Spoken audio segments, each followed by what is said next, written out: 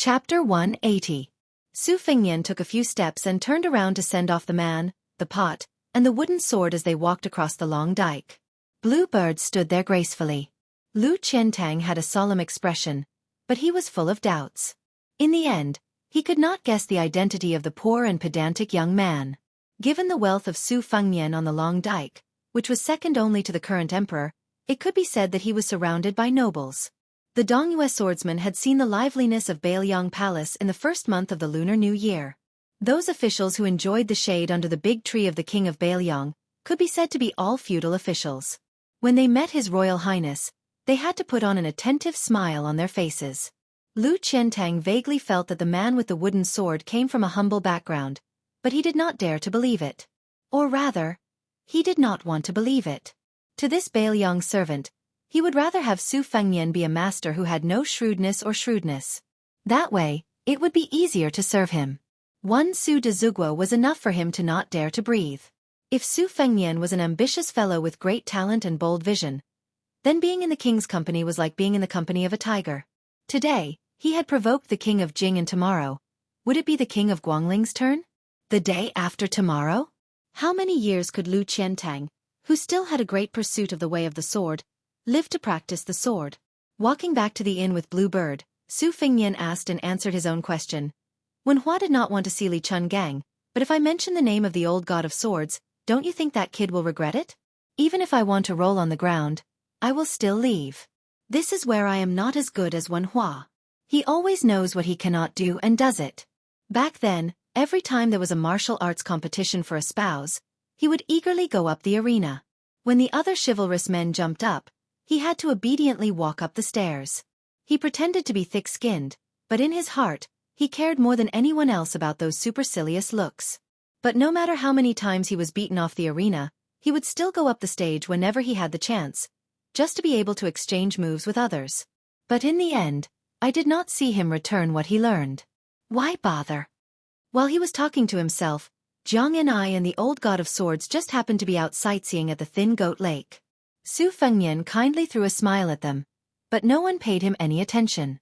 After returning to the inn, Su Fengnian ate his breakfast and hid in his room to pick out the moves from the martial arts manuals in his mind. They were all the essence of the top-secret manuals, such as the Greenwater Pavilion Sword Training Manual and the Whale-Killing Sword. Originally, it would be best to have Li Chun Gang to guide him in this kind of technical work.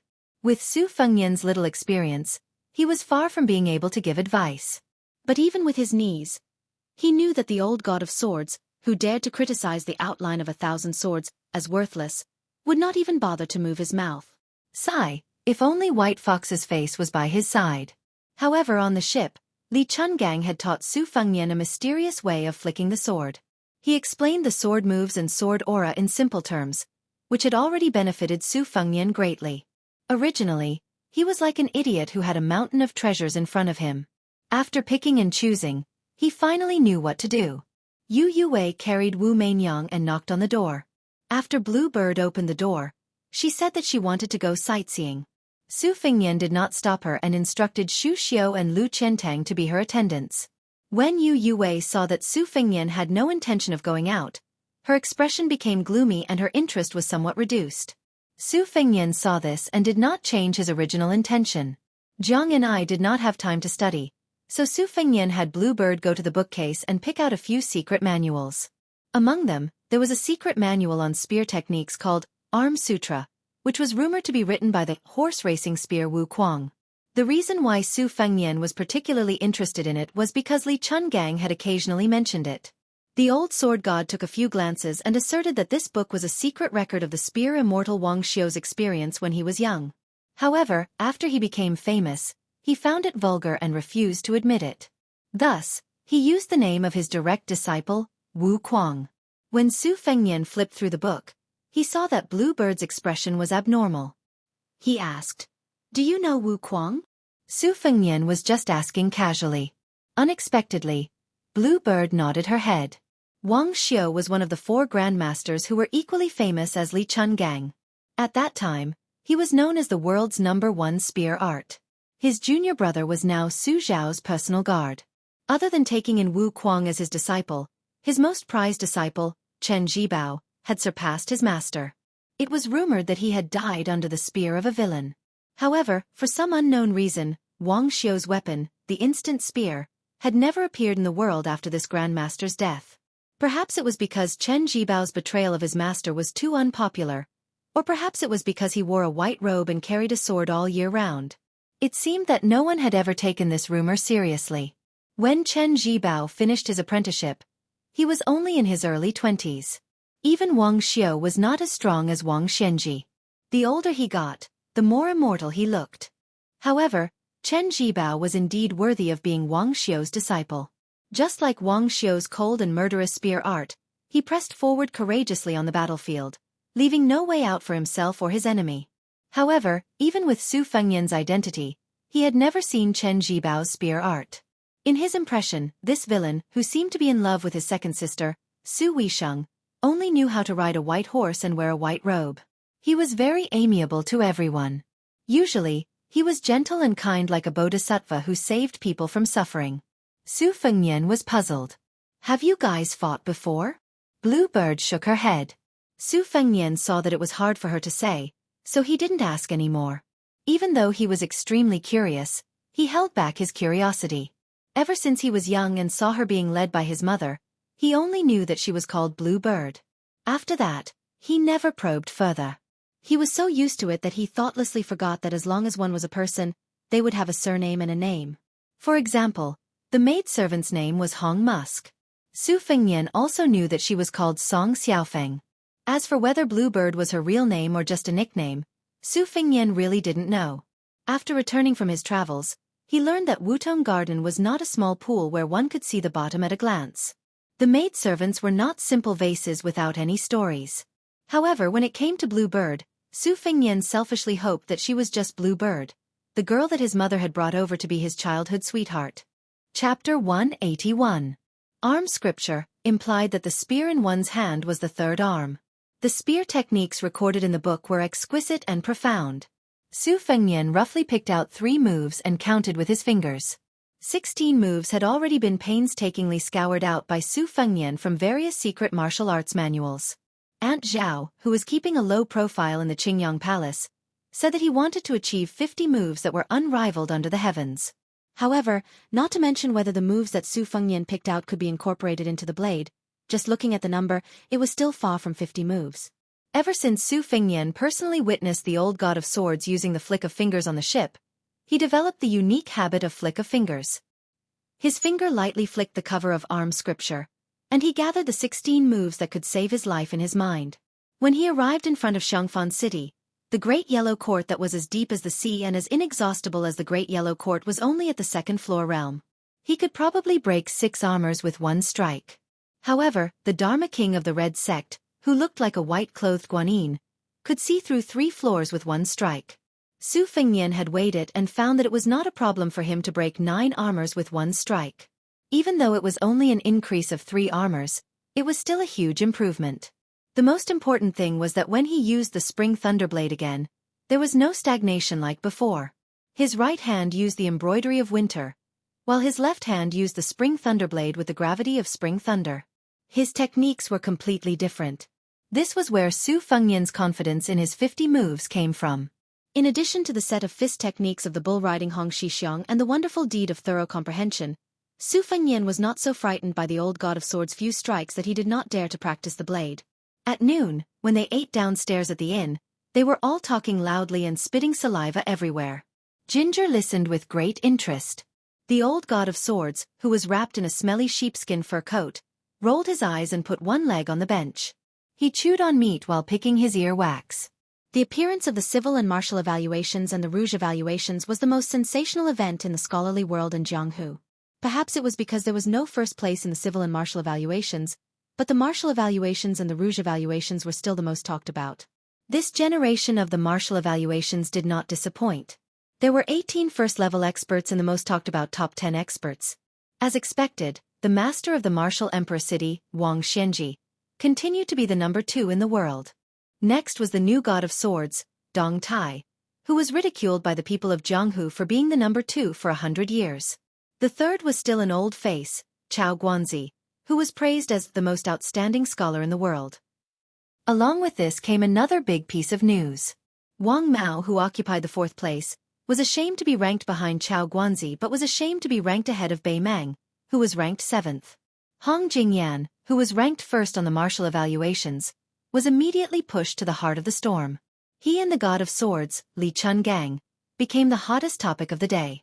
In the martial evaluations, which did not only look at the level of martial arts but also the level of talent, there was an extremely interesting saying. It could be summarized as Guanyin, Guanyin, Zhenguan, South Lu Zuzu, and North Shenwu. Of the 4, Su Fengnian had already met 3 of them.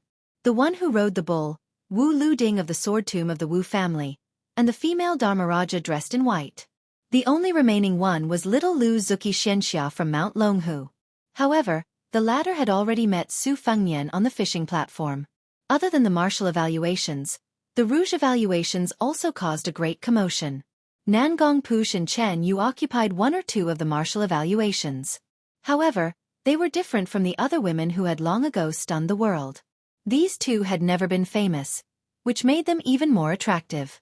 But what Su Fengnian was most proud of was that not only did his second sister make a name for herself in the literature review, she also took the 1st place in the Rouge Review and Vice Review. Other than this, Wang Dongxiang, who took him on the turtle, also made it into the Literature Review and Vice Review. Although she didn't make it to the top, for a girl from a relatively ordinary family, it was a rare honor. Su Fengnian now understood why the gloomy father and son in the city had not made any moves. He glanced at the old God of Swords opposite him who could attract countless supercilious looks. Everyone in Zhonghu knew that there was this immortal who was known as the Green Snake in 2 sleeves and 1 sword by his side. The swordsmen in Xiangfan City who were itching to get rid of evil for the people would have to be 10 times more courageous. Who would dare to make a move? Zhang and I heard that some of the old God of Swords in the restaurant had finally come out of seclusion, only to be the accomplice of a villain in Bailiang Palace. They all said that the old God of Swords had become muddle-headed and that he could not protect his integrity in his later years. With old God of Swords' attitude, it was likely that he would not be able to compete with Dong Tai for the title of the world's #1 sword. She was very angry, especially when she saw that the old man only cared about eating meat and drinking wine. She said indignantly, "Hey, didn't you hear them? They're all talking bad about you."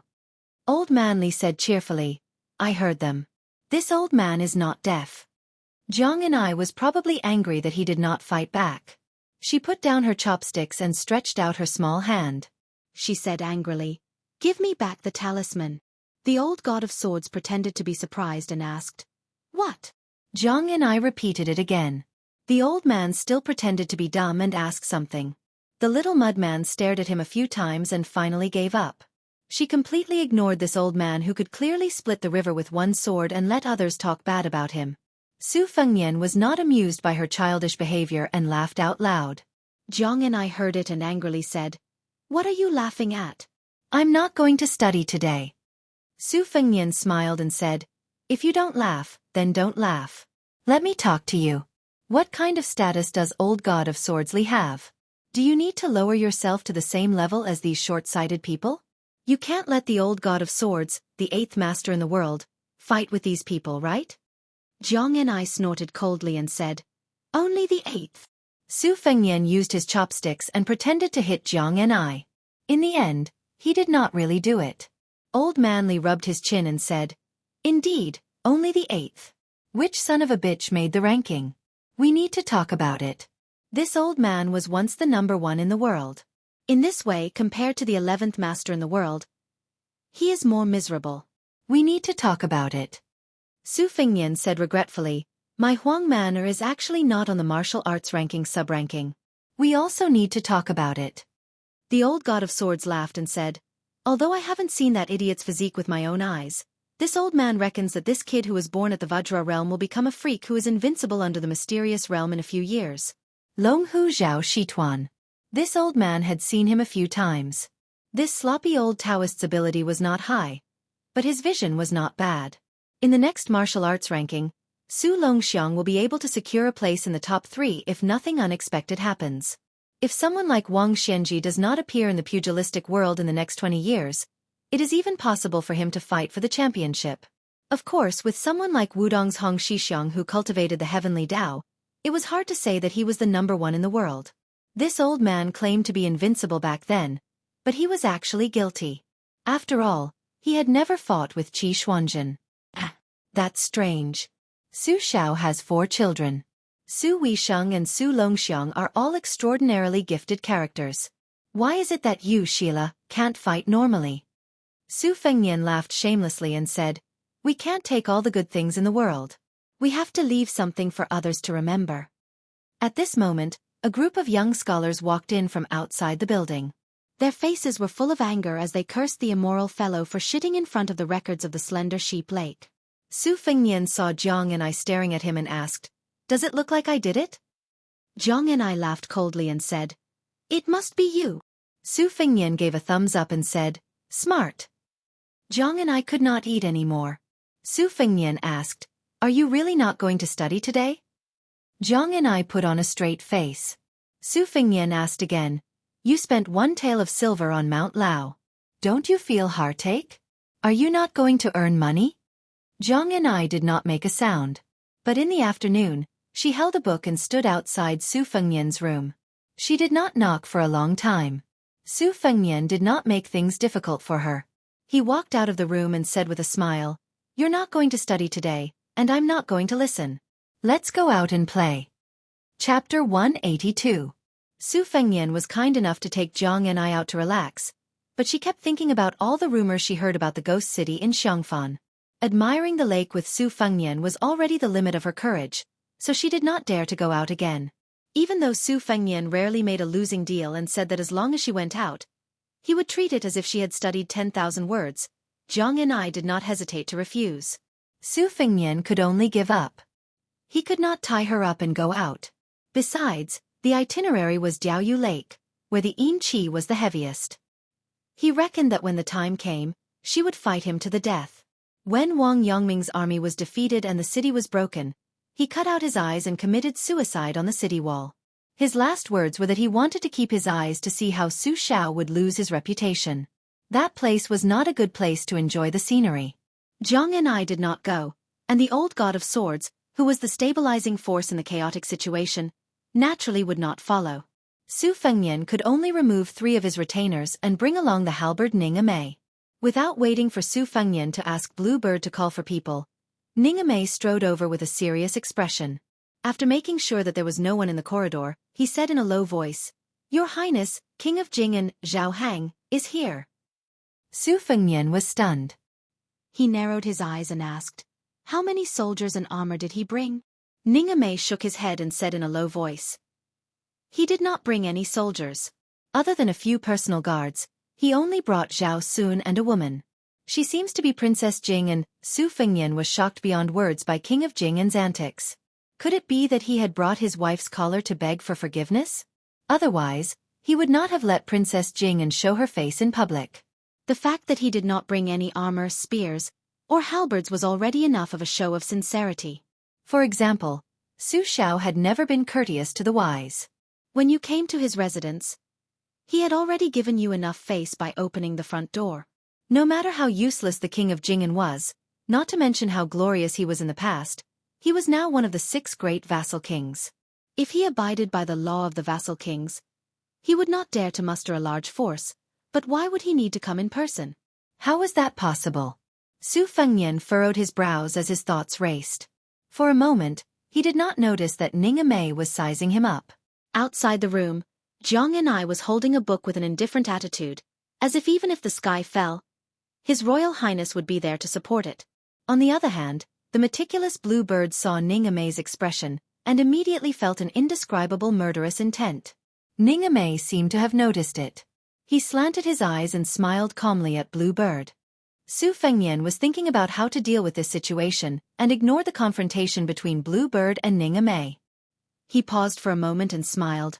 "Let's go, General Ning. Let's go and take a look. I heard that Princess Jing'an is an extremely charming beauty.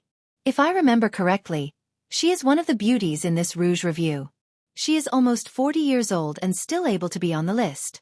She must be a very beautiful woman." Ning Amei smiled and led the way. The appointment was to be held in a secluded room in the corner of the inn. Unknowingly, Lu Yongshu and the other 2 had gathered behind Su Fengnian.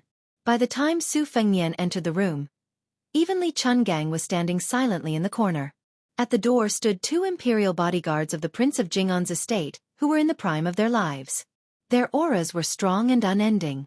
One of them wielded a saber, while the other was empty-handed. There was a scent of the battlefield that Su Fengnian was no stranger to about them. The old soldiers in the army always said that even ghosts would be afraid of people who crawled out from a pile of hundreds and thousands of corpses. This was because their bodies were tainted with an extreme yang aura that was snatched from the corpses. Therefore, whenever the Bailiang soldiers mentioned the Pillar State in Xiongfan City, they would always proudly say that hundreds of thousands of wandering ghosts were nothing. As long as the great general entered the city alone, those filthy otherworldly items would not even be able to become ghosts. They would perform the 36,000 great ritual of the heavens. The 2 imperial bodyguards who had just left the battlefield did not stop Su Fengnian. Presumably, the king of Jing'an, Zhao Hang, was famous for his shrewdness. Since he was willing to sacrifice his face and personally enter the inn, he would not delay the important matters. Su Fengnian, who was armed with 2 sabers, did not knock on the door. Instead, he directly pushed the door open. The eldest son of Xiongfan, the crown prince of the king of Jing'an, Zhao Sun, was standing with his head lowered. A middle-aged, elegant man was sitting on a chair, twirling a string of 108 Tiantai Bodhi beads in his hand. He was reciting the names of the 3 treasures. His face was unusually pious. Although he was already in his 40s and would soon be over 50, he still had an outstanding demeanor. At first glance, one could tell that he was a handsome man with a jade-like face when he was young.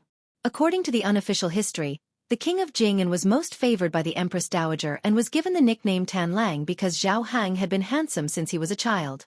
In addition, he was pure filial and docile, so he was able to enjoy the Empress Dowager's love among the princes. After he was crowned, he became even more outstanding and elegant. According to the official history, the 6th prince was good at riding and shooting. He held a long spear in his hand and rode a horse. It was enough to show that Zhao Hang was unparalleled in the past. However, after Su Fengnian entered the inn, he did not go to see Zhao Sun or the king of Vassal who had failed at the last step. It was not that Su Fengnian pretended to be arrogant, but that the woman in the room was too eye-catching. She happened to be sitting sideways. Her body was graceful and graceful. The woman was reading a book. When she turned the page, she lifted the hair on her temples. She was beautiful, and her demeanor was even better. She was classical and graceful, just like a fairy maiden in a painting. Hearing the door open, she turned her head and smiled gracefully. The beauty's smile could topple a city. Su Fengnian's eyes were in a trance. Crown Prince Zhao Sun lowered his head and caught a glimpse of this scene. The malice in his eyes grew. He quickly lowered his head and gritted his teeth without saying anything. The hair on the king of Jing and Zhao Heng's temples were gray. Perhaps it was because he had used too much scheming in his life that he was old. Fortunately, a man's temperament was not affected by age. However, compared to Princess Jing'an's beauty who was not past her prime, she was still as radiant as ever. It was somewhat a mismatch. They were already 10 years apart, and now this old man looked even more like a young wife. The world only knew that the princess came from a noble family in the spring and autumn period. Her father was Pei Kai, the most knowledgeable scholar in Western Shu. He was known as Pei Huang Lao. He was famous for being weak, and was especially proficient in the Lao and Yi. He was above the secular world and was fully deserving of the title of a great scholar of the classics. The Pei family withered during the unjust war of the spring and autumn period. Pei Kai died for his country, leaving behind only an orphan. The orphan of the fallen country married into a noble family. A beauty matched with a noble. Su Fengnian only looked deeply at Princess Pei. In the eyes of others, he was a licentious lecher who was extremely rude. A palace guard was about to close the door when Lu Qiantang acted as if he was about to draw his sword. With his back to the door, Su Fengnian coldly said, "Impudent! Don't be rude." He allowed the door to slowly close. King of Jing and Zhao Hang did not rise to greet him. After he finished chanting, he hung the prayer beads and tied them to his well-maintained hands. He raised his head and said warmly, "Fengnian, there are no outsiders here. You and I can call each other uncle and nephew." Su Fengnian restrained his arrogance and returned the favor. He said warmly, "Nephew greets Uncle King of Jing'an." Chapter 183. Perhaps Zhao Heng did not expect the notorious crown prince of Bailiang to be so easy to talk to. His eyes darkened as he gently pinched a Bodhi prayer bead between his index finger and thumb. With a gratified expression on his face, he said, "Brother Su, a tiger does not beget a dog." Back then, I could not compare to him in terms of horsemanship and had no choice but to lose to him in every aspect. It was inevitable that I was unconvinced and thought that I had to make up for it somehow. My son, Zhao Sun, was not suited for martial arts, so I forced him to study hard. I was afraid that even my son would not be able to compare to Brother Su. Today, it seems that I still failed to flatter you and lost by a large margin.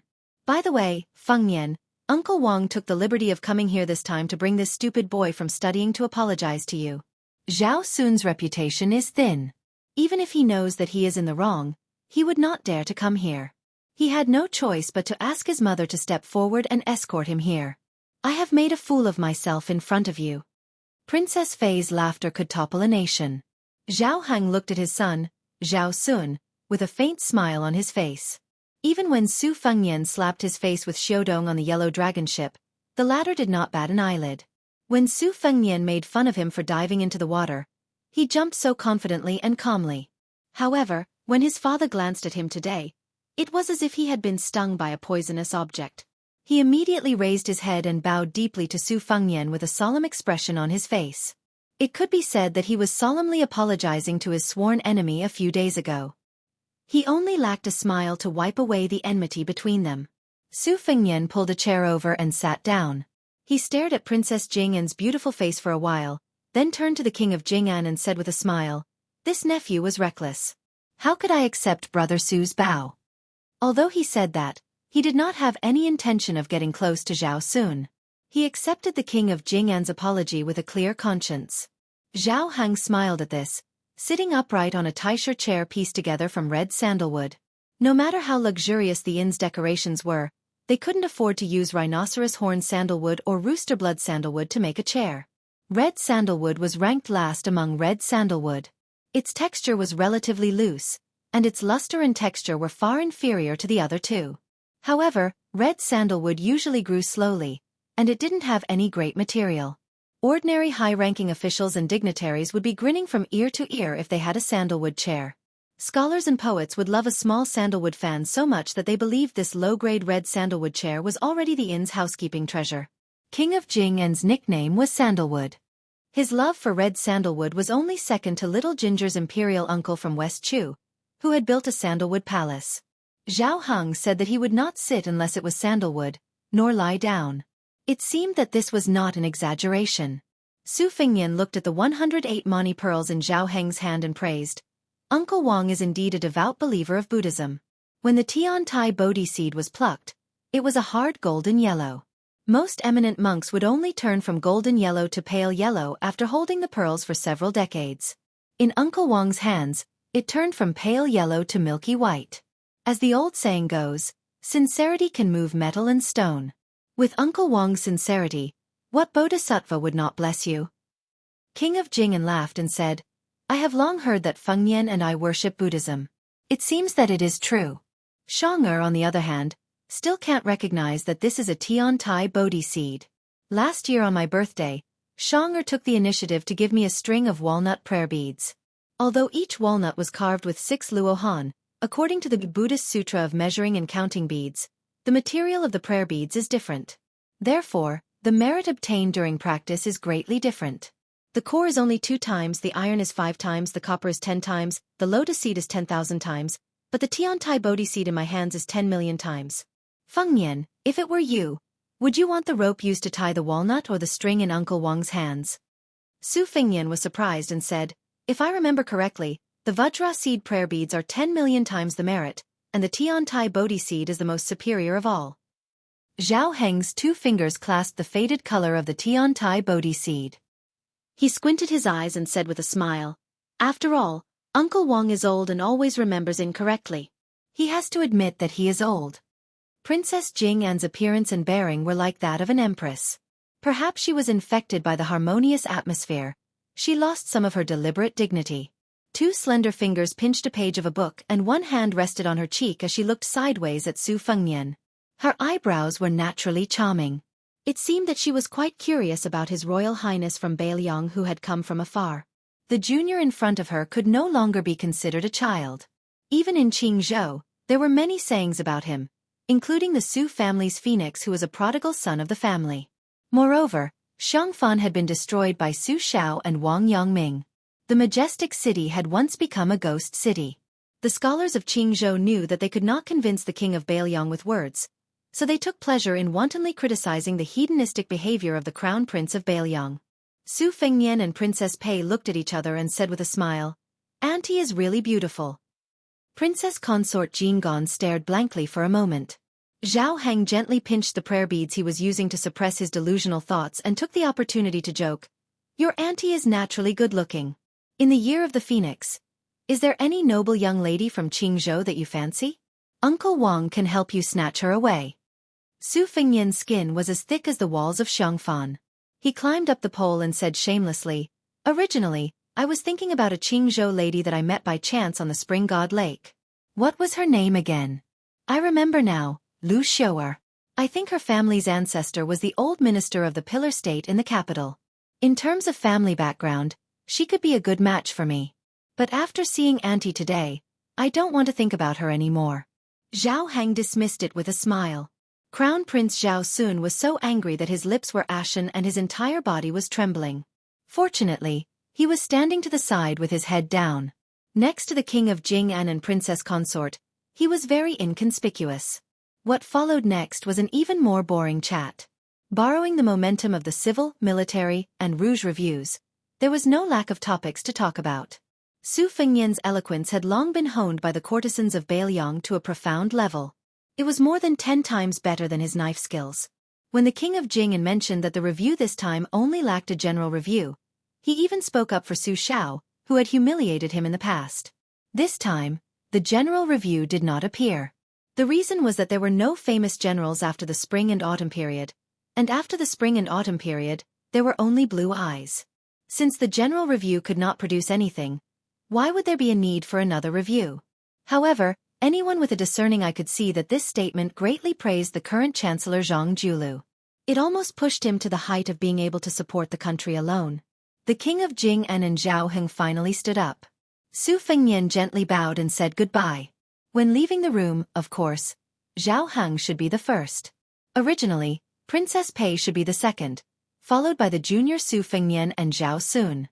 Su Fengnian, intentionally or otherwise, lagged behind a few steps. Princess Pei's temperament was indifferent. In addition, the shameless Zhao Sun was in a hurry to escape. Thus, Su Fengnian and Princess Pei walked side by side. When they crossed the threshold, this beauty from a noble family trembled. Her autumn eyes, filled with the aura of Jiangnan, widened. With an expression of disbelief, she looked at the young man who had repeatedly called her aunt. How dare he? Su Fengnian had an innocent expression on his face. He softly said, "Aunt, nephew has chosen a pair of bracelets.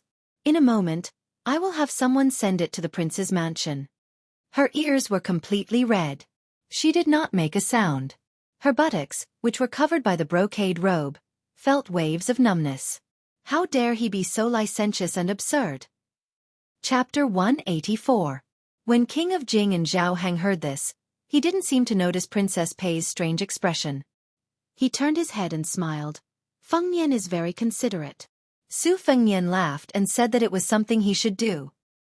He walked them out of the inn and waited until the three of them got on an ordinary carriage. It was obvious that the carriage was quite narrow.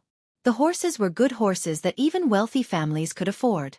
Other than the 2 strong and sturdy attendants and bodyguards, everything was quite plain. This family of 3, who was only 1 step away from owning the imperial palace in the capital, came and went quietly. On the surface, they were full of the Buddhist aura of a believer in Buddhism, the fairy aura of a beauty, and the friendliness of a distant relative. However, who could understand the murderous intent behind each step? Only Bluebird saw that after leaving the room, His Royal Highness didn't show his back to King of Jing and Zhao Heng. His lapel was already soaked through. The Crown Prince of Bailiang looked at the flying dust at the end of the road and finally turned around peacefully. He ordered Bluebird to buy a copy of Qingying Study House's version of The First Snow. Then he walked back to the room alone and closed the door. He sat on the chair that was still warm and let out a long breath. He looked at the sandalwood chair and murmured, "In just a few hours, Zhao Hang has already pinched the prayer beads 4 times. Su Xiao was right. This sanctimonious king of Jing and is as vicious as a woman. Zhao Heng probably doesn't know that I have long known about his secret habit of killing people with each pinch of the prayer beads. The first pinch of the Bodhi beads was because he was surprised that I wasn't as rebellious as the rumors said. He began to suspect that my absurd behavior in Bailiang over the years was because I was pretending to be stupid. Secondly, he was angry that this Shitsi's memory was not bad. He clearly remembered what was written in the Buddhist Sutra of measuring pearls and counting pearls' merit and virtue. He was able to see through his deliberate mistakes. The third pinch was to abhor my undisguised desire for Princess Pei. As for the last pinch, it was interesting. He actually crushed a Tiantai Bodhi seed that was as hard as gold and stone. I originally thought that he was going to shed all pretenses of cordiality, but I didn't expect that Zhao Sun's mental fortitude was already so good. This old man is even more experienced and ruthless. It seems that after pretending to cultivate and pray to Buddha for several decades, there are some results. In terms of acting skills, he is indeed better than me. Su Fengnian's words were teasing, but his tone was terrifyingly gloomy. He shook his uncomfortable clothes and leaned against the chair, repeating scene after scene in his mind. He recalled every detail of King of Jingan's movements, Princess Pei's subtle frowning and relaxing, Zhao Sun's slight raising and lowering of his head. Finally, Blue Bird entered the room with a set of Wang Dongxiang's The First Snow. Su Fengnian took the book, narrowed his eyes, and stood up to change his position. He sat on the chair that Princess Pei had sat on. With a hoodlum smile on his face, he raised his hand and clenched his 5 fingers. He changed his face into a mask and said in an intoxicated manner, "Comfortable. The tip of the lotus flower is raised, but it can't be higher than Xiao Nyang's butt." Even though Wen Hua's words are crude, he directly said the great principle that scholars have to spend a lot of money to buy. Blue Bird was confused. She did not see the unrestrained undercurrent at the door. She reckoned that Su Xiao was the only one in the world who dared to think deeply about Su Fengnian's daring feat. Su Fengnian pondered for a moment, then took out one of the books, The First Snow, printed by Qingying's study room, and flipped through a few pages. If King of Jing'an and Princess Pei were present, they would definitely be shocked by the amazing memory of this nephew of Bailiang. He remembered that in the Sutra of Buddhist Studies and Counting of Beads, the multiplier of the merit of prayer beads was nothing. This was because the pages that Su Fengnian flipped through were exactly the same as the pages that Princess Pei had skipped through several times. Thinking about the subtle changes in Princess Jing'an's expression every time, Su Fengnian lowered his head to look at the contents of the book. With a strange smile he said, "This beautiful auntie does not seem like a woman who is soft on the outside but strong on the inside." Pei Kai, who was born in a rich and powerful family, is an unyielding literary hero. How could he train such a weak and delicate daughter? Compared to the women of Qingzhou who like to fight and scheme the most, she could be said to be a weirdo. I reckon that if this auntie was not so beautiful, she would not have been able to sit firmly in the position of princess consort of Jing'an Palace. Previously, I heard that little girl Lu Xiu'er said that Princess Pei had caused the death of Zhao Sun's mother to be able to sit as the princess consort, and I believed it to be true. This little girl's skin has done a lot of harm. The next time I see her, I won't just touch her small hands and waist. Su Fengnian asked, "Bluebird, where is the sandalwood box that I asked Wang Linquan to buy on Mount Lao? Go get it." Bluebird quietly left and returned. Su Fengnian opened the exquisitely crafted sandalwood box. Inside, there was a string of prayer beads that were rarely seen in the dynasty. The material used was called Pa Luo Zi in the western regions, and the people of the Central Plains were used to call it Crown Prince. This kind of prayer beads would not be cold in the winter, and would not be stained with sweat in the summer. The Crown Prince was strung together in a circle, and had a very artistic name, Satisfaction. It was a wonderful object that could not be bought with money. No matter who it was given to, it would not be degraded. If it was given to someone who believed in Buddhism, it was even better. Su Fengnian's original intention was to test the king of Jing'an fiercely when he arrived at Xiongfan. If they could coexist peacefully, he would give this precious bracelet to him. If they turned against each other, he would keep it for himself and give it to Miss Li, who had lived in the temple since she was young. That way, it would be more agreeable to her. It was just that in the time it took for a spark to fly off a piece of flint, Su Fengnian was worried that the king of Jing'an would see through the truth. He did not want to give Zhao Sun the impression that he was a cultured person on the outside, but a scheming person on the inside. Therefore by chance he came up with that stroke of genius. TSK. TSK. TSK. That feeling was superb. Su Fengnian closed the First Snow in the East Wing book, which had won the title of The First Snow in the East Wing. He said, in a moment, have Ningame deliver this sandalwood box to the Jing'an palace. Tell him to give it to Princess Pei. I don't believe that the king of Jing'an, this 1,000-year coward, can continue to endure at home. If you make me unhappy, I will set your house on fire. Bluebird softly agreed. Su Fengnian suddenly asked, Bluebird, if I say that bastard Zhao Sun has some kind of abnormal fantasy about Princess Pei, would you believe me? Bluebird calmly said, I believe you. Su Fengnian laughed coldly and said, this family looks like a group of harmonious people, but turns out it's just a facade. So what if Zhao Sun has pinched the prayer beads 1,000,000 times? Holding the prayer beads in one's hand can increase one's concentration and wisdom. Su Xiao has already made it clear that he is too smart for his own good. Those who achieve great things must not use petty tricks and cleverness. Zhao Sun is a person who cannot let go of anything. If he is willing to let go of something, if he is unwilling to let go, how can he gain anything? Chapter 185. Su Fengnian laughed and said self-deprecatingly, it seems like I'm a coward who was scared out of my wits. I don't have the right to criticize someone as ambitious as Zhao Hang. The king of Jing and Bluebird smiled and shook her head. Zhao Hang has already lost the first move in his discussion with your highness. Su Fengnian smiled and said, don't flatter me.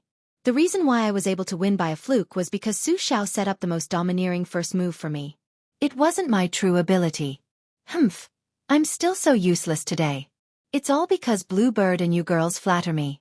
Go, serve tea as punishment. Bluebird smiled and remembered something. Her expression turned cold as she said, Ningame was disrespectful towards King of Jing'an's visit. He wanted to see how your highness would respond. Su Fengnian waved his hand and said, it's reasonable. Ningame is a brave warrior who can wield a heavy halberd weighing 70 to 80 kilograms. How could he be willing to risk his life for others? Speaking of which, if he kowtowed to me as soon as he saw me, I would suspect that he was a traitorous fence-sitter. Don't mind this small matter. Otherwise, Ningame will laugh at me and look down on me even more. Su Fengnian continued, in the past, when I heard Su Xiao talk about his experiences, I didn't take it to heart. Now that I look back, I understand a little. Killing an enemy on horseback is all about risking your life. If you win, you're the boss. If you lose, you're the grandson. It's clear. What a headache. No wonder Su Xiao said that scholars were the most ruthless and merciless when killing other scholars. Zhao Heng is one of the most sinister people. Sure enough, to practice the saber, you need to personally fight with the enemy. To develop shrewdness, you need to fight with masters like King of Jing'an to gain experience. I don't feel bad about giving you a string of satisfaction worth thousands of gold.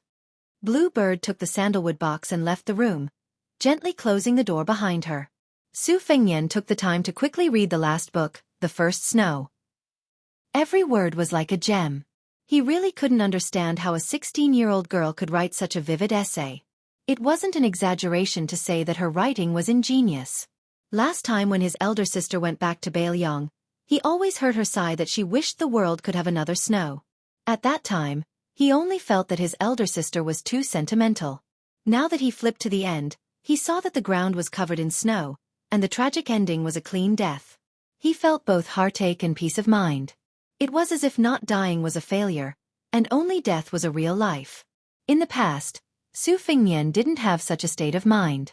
If someone died beside him, he would appear to be indifferent, but in fact, he would always be worried for a long time. It wasn't until 3 years ago when he had to walk around in a difficult situation, experiencing hardships and seeing the world's various forms of life that he changed. Su Fengnian said softly, Old Huang, are you trying to say that my home is where my heart is at ease? Su Fengnian, who was sitting alone, laughed. Hey, how can you say such a literary principle? In one of the rooms of the inn, Zhang and I was lying on the table, staring at the dozen or so copper coins. She had asked the stingy Su Fengnian for one tael of silver that originally belonged to her. In the end, along the way, she was reluctant to buy anything. With great difficulty, She had steeled her heart and only picked 2 sets of the cheapest clothes and a cheap wooden hairpin. There were still some copper coins left. She was used to living a poor life. The little clay figurine seemed to have long forgotten the noble demeanor of growing up in the imperial family when she was young. No matter how angry she was at His Royal Highness, no matter how angry she was to the point that she could not eat, it would not affect her studies to earn money. These days, after leaving the Baelyong Palace, where everyone looked at her with disdain, she saw the scenery of the outside world. It was beautiful, but Jiang was not as interesting as she had originally imagined. If it were not for the company of old Li, she privately felt that it would not be as good as Wudong Mountain. Over there, she could still have a vegetable garden.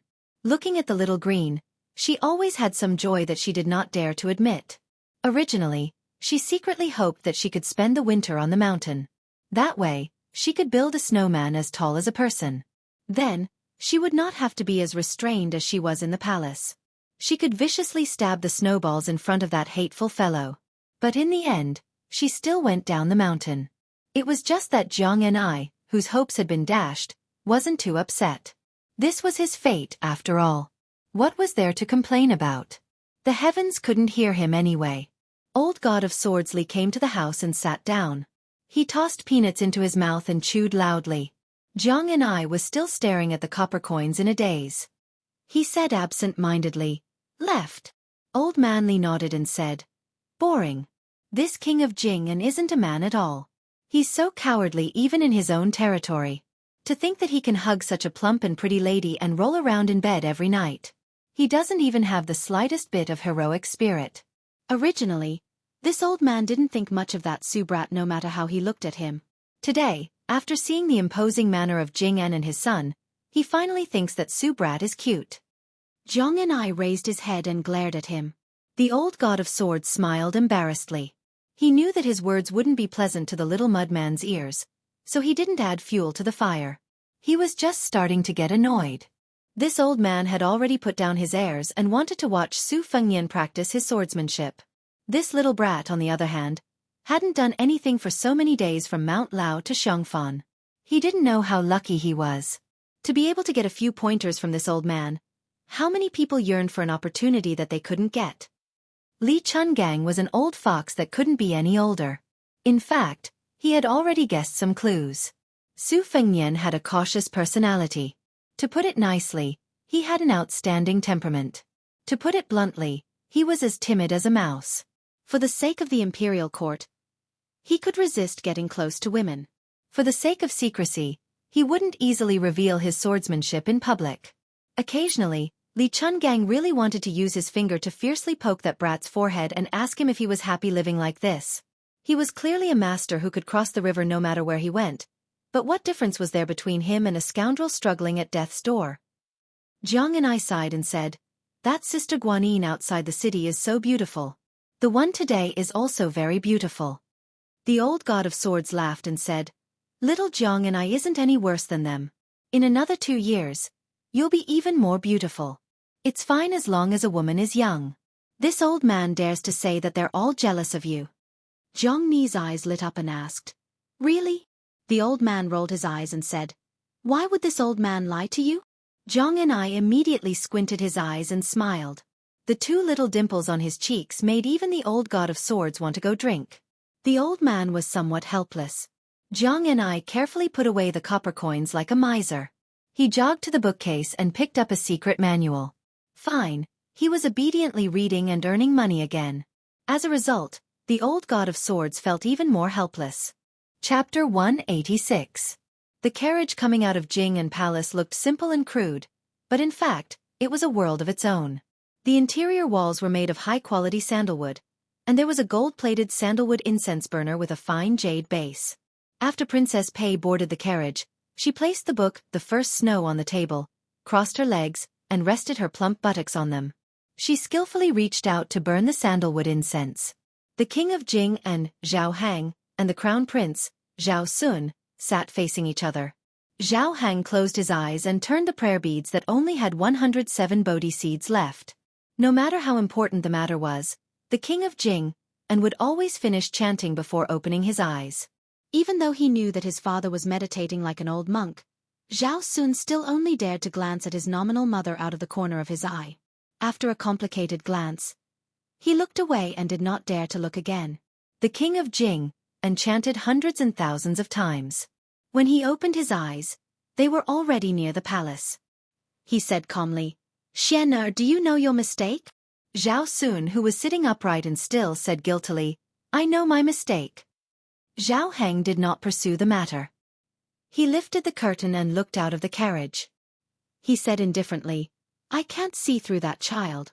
It's all because of this king's superfluous actions that he made a wrong move."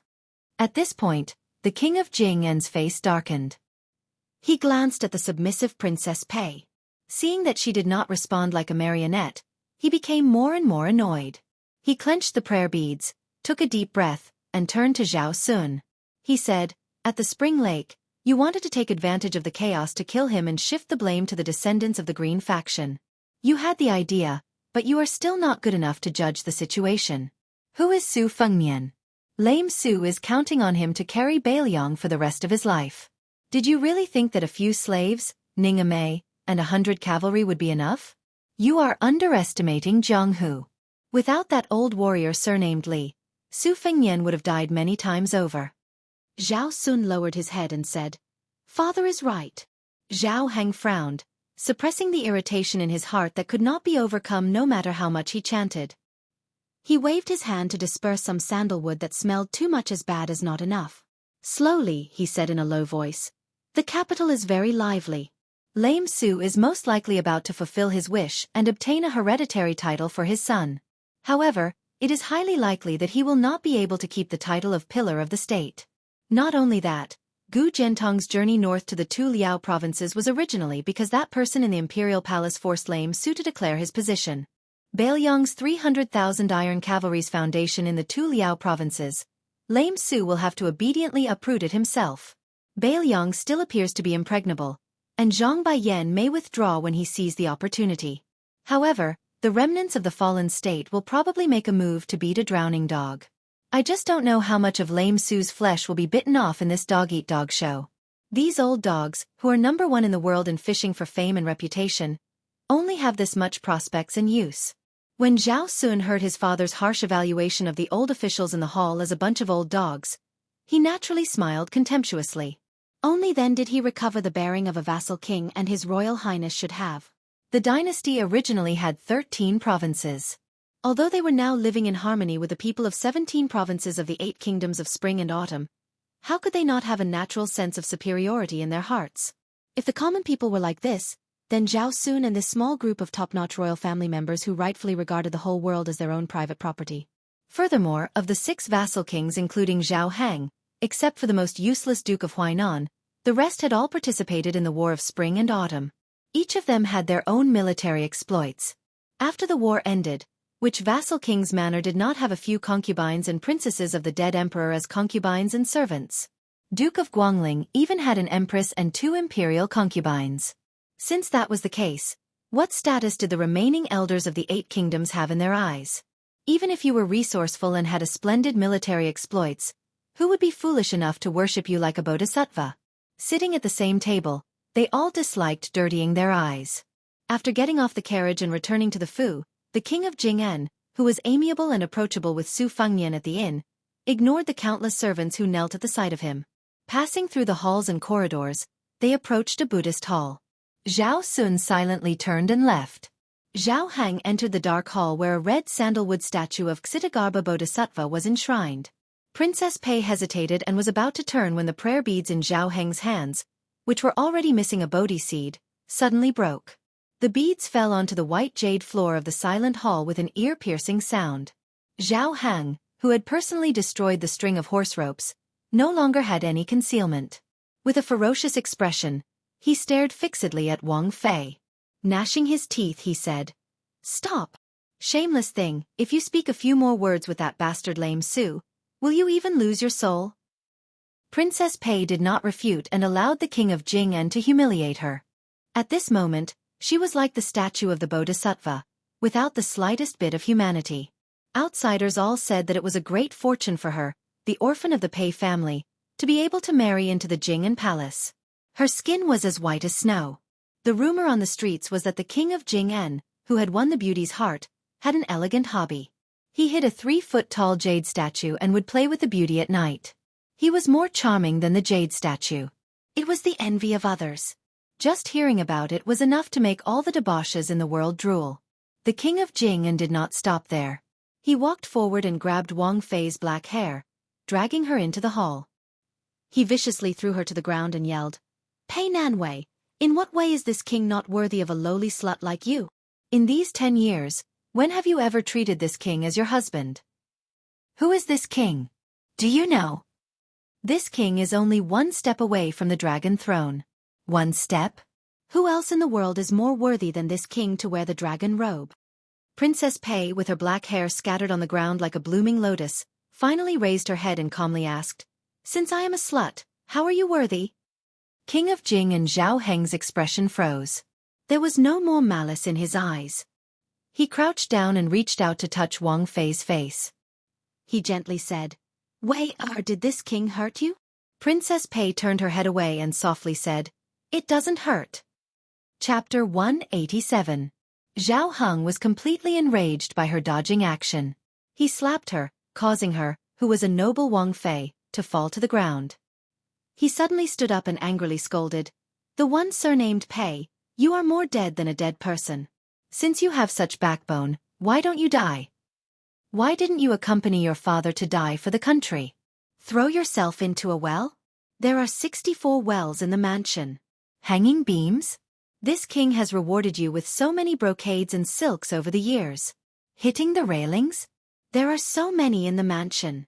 Don't worry, after you die, this king will definitely give you a grand funeral." Princess Pei didn't look at the ruthless king of Jing-en.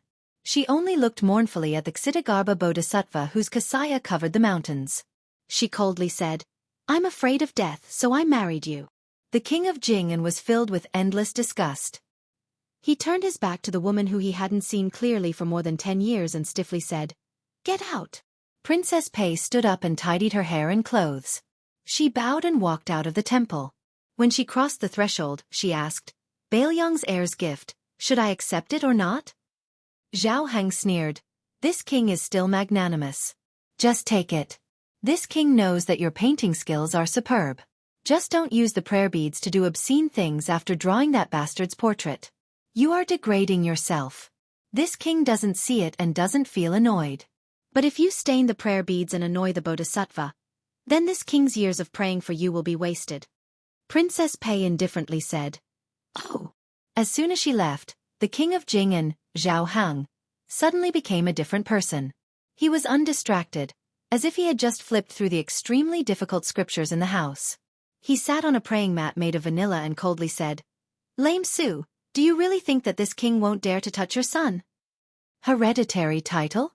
This king has turned your 20 years of painstaking effort into a joke." Jiang and I wanted to read, so Su Fengnian reluctantly endured and listened to her read 2,000 words. Then he went to find Yu Wei and prepared to take her to Xiangfan's Diaoyu Terrace to view the scenery. There were several old Taoists from the Taoist master's mansion in the Diaoyu Terrace. Su Fengnian wanted to see if he could personally ask some news about Huang Man at Mount Longhu. However, he was still not at ease with the letters written by that ox-nosed old Taoist Zhao Shituan. Yu Wei wore a gorgeous embroidered fur coat bought from Mount Laoshan's Qingfu satin shop. It was a typical West Chu style, which could be called a pile of red brocade. Unfortunately, in Su Fengnian's eyes, it was a bit too tight.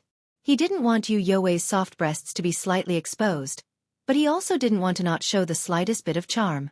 Yu Wei was originally an outstanding beauty with a romantic figure, especially those 2 proud piles of fat on her chest. Su Fengnian was a bastard who had seen and tasted the tempting taste of Yu Wei.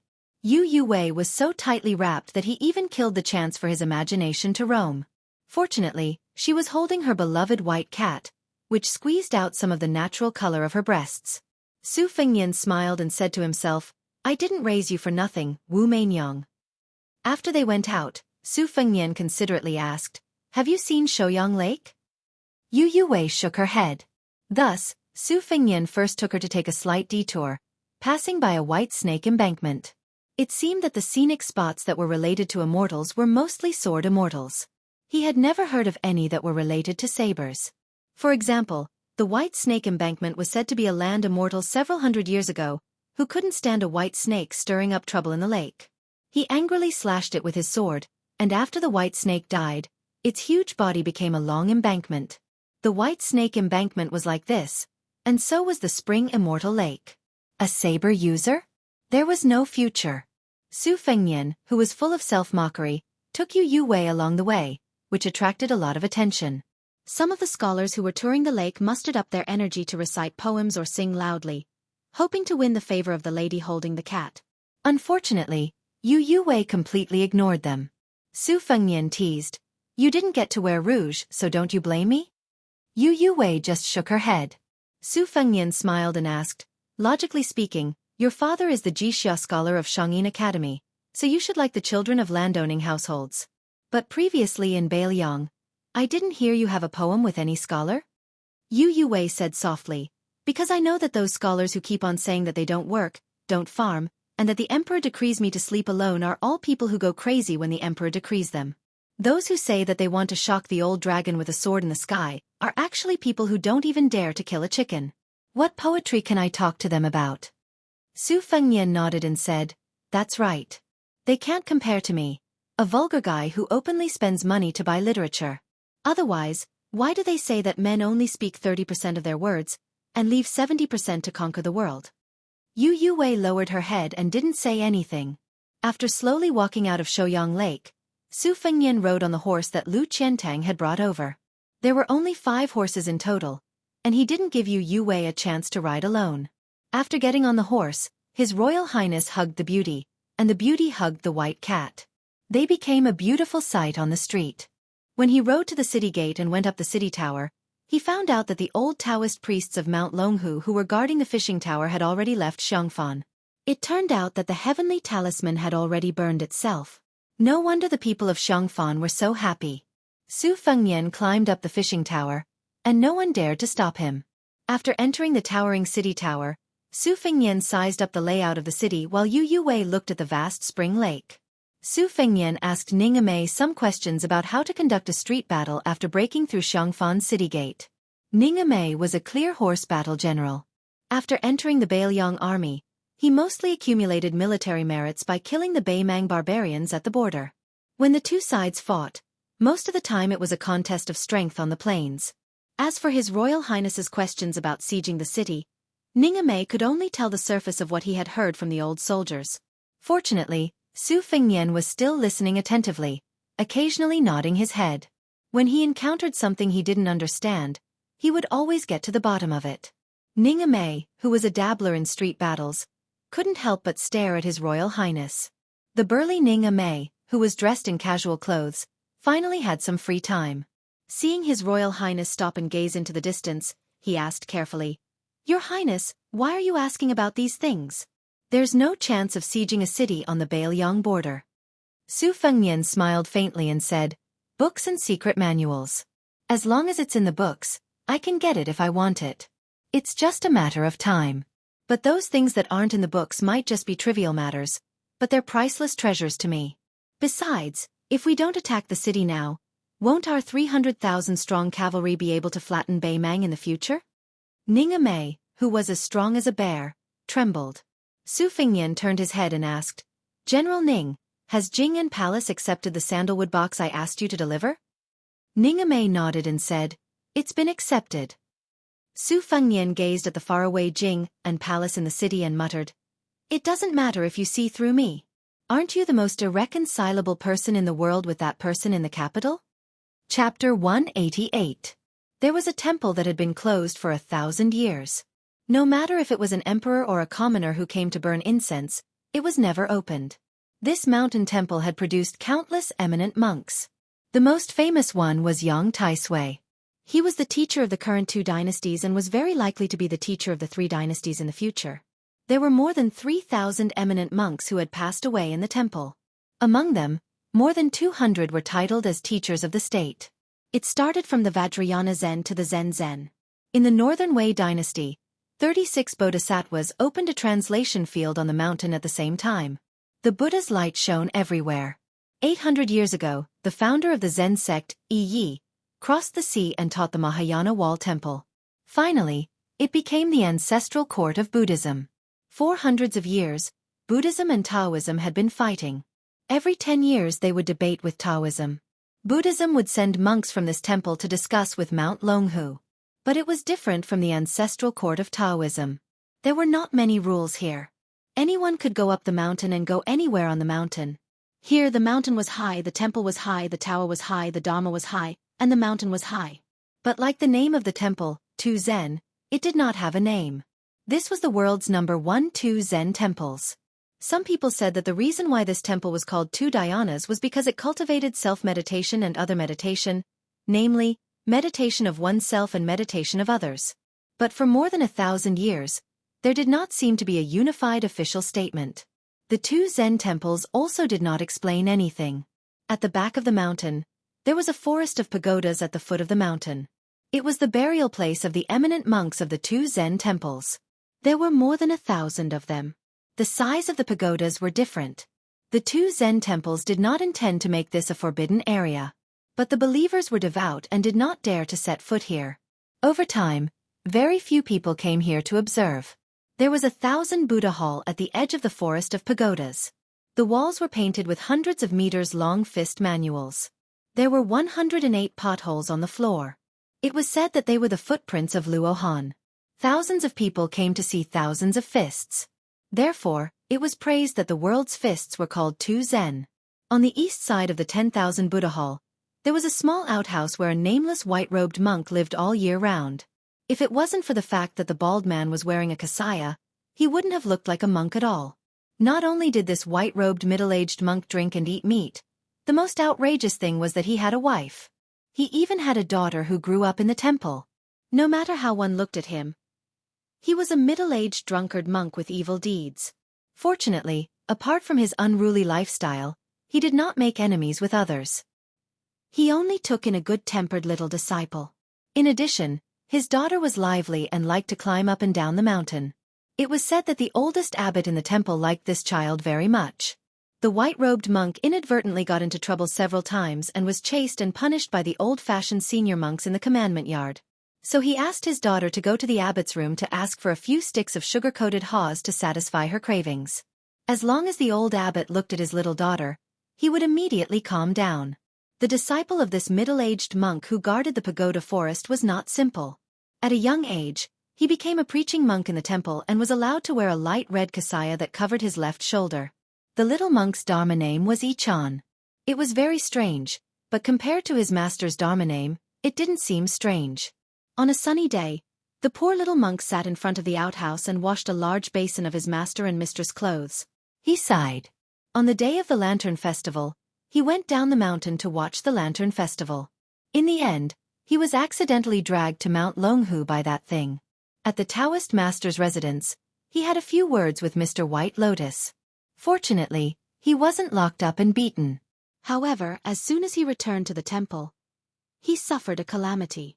His mistress was indeed lazy.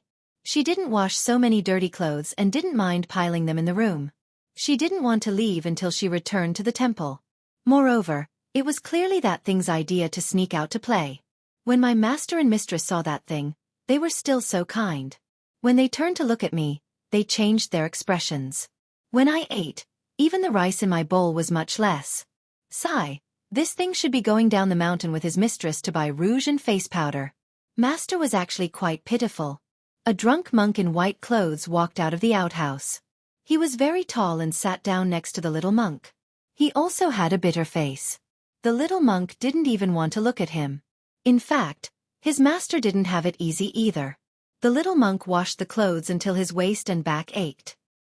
He was very bored, so he could only casually ask, "Master, when I went up the mountain, I heard that a famous monk from the south came to the temple. He's fighting with Abbot Hui Nang for territory. Who do you think will win?" The monk in white yawned and unhappily said, "A foreign monk is good at chanting scriptures. Besides, your martial uncle Hui Nang's fighting skills are about the same as yours. He most likely won't win." The little monk curled his lips and angrily said, "You're not willing to teach me profound martial arts. What can I do?" I've looked at the martial arts manuals on the 3 walls of the 1000 Buddha Hall for so many years, but I really can't see how powerful they are. This master didn't have the slightest sense of responsibility and half-heartedly said, "That's why that thing said you're an idiot." The stupid North-South sighed and said, "Master, do you think I'll be able to create a Buddhist relic in this lifetime? If I can't, I think it's better for me to go practice martial arts. That thing always likes to run down the mountain. I'm afraid she'll be bullied. I can't beat her." The monk in white thought for a moment and said, "If that's the case, then you can first use those 8 or 9-year-old novice monks in the temple as punching bags. After a while, you'll become a master." The little monk said angrily, "You've said this before. Last year, I listened to you and went to beat up a novice monk. In the end, the monk's master came to scold me. You, on the other hand, just ran away. Master's wife almost pulled my ear off." The middle-aged monk pretended to be surprised and said, "There's such a thing?" The little monk, who had accepted his fate, lowered his head and fiercely rubbed his dirty clothes. There was no movement for a long time. The little monk turned his head and saw that his master was looking up at the cloudless sky in a daze. He couldn't help but ask, "Master, what are you looking at?" The monk in white stretched out a finger and pointed. The little monk instinctively looked at his master's finger. Very quickly, his master knocked him on the head and scolded, "You're not convinced that you're an idiot. I've already pointed it out for you. What are you looking at? With such a slow comprehension, you still want to burn a Buddhist relic after you die?" The stupid North-South first wiped his wet hands on his pants and then rubbed little bald head. He was ready to get to the bottom of this matter. Otherwise, he would have been beaten for nothing. "Master, you haven't told me what I'm looking at." His master said seriously, "I'm looking at the moon." The little monk rolled his eyes and said, "Master, can you see it in broad daylight?" No wonder his master's Buddhist name was No Zen. The monk in white raised his head and said softly, "Sigh, the first time I saw your master's wife, it was under the moonlight. Stupid North-South, I miss your master's wife again." The little monk said angrily, "Just think about it. Why are you telling me?" His master asked, "Don't you miss her?" The stupid North-South immediately laughed foolishly.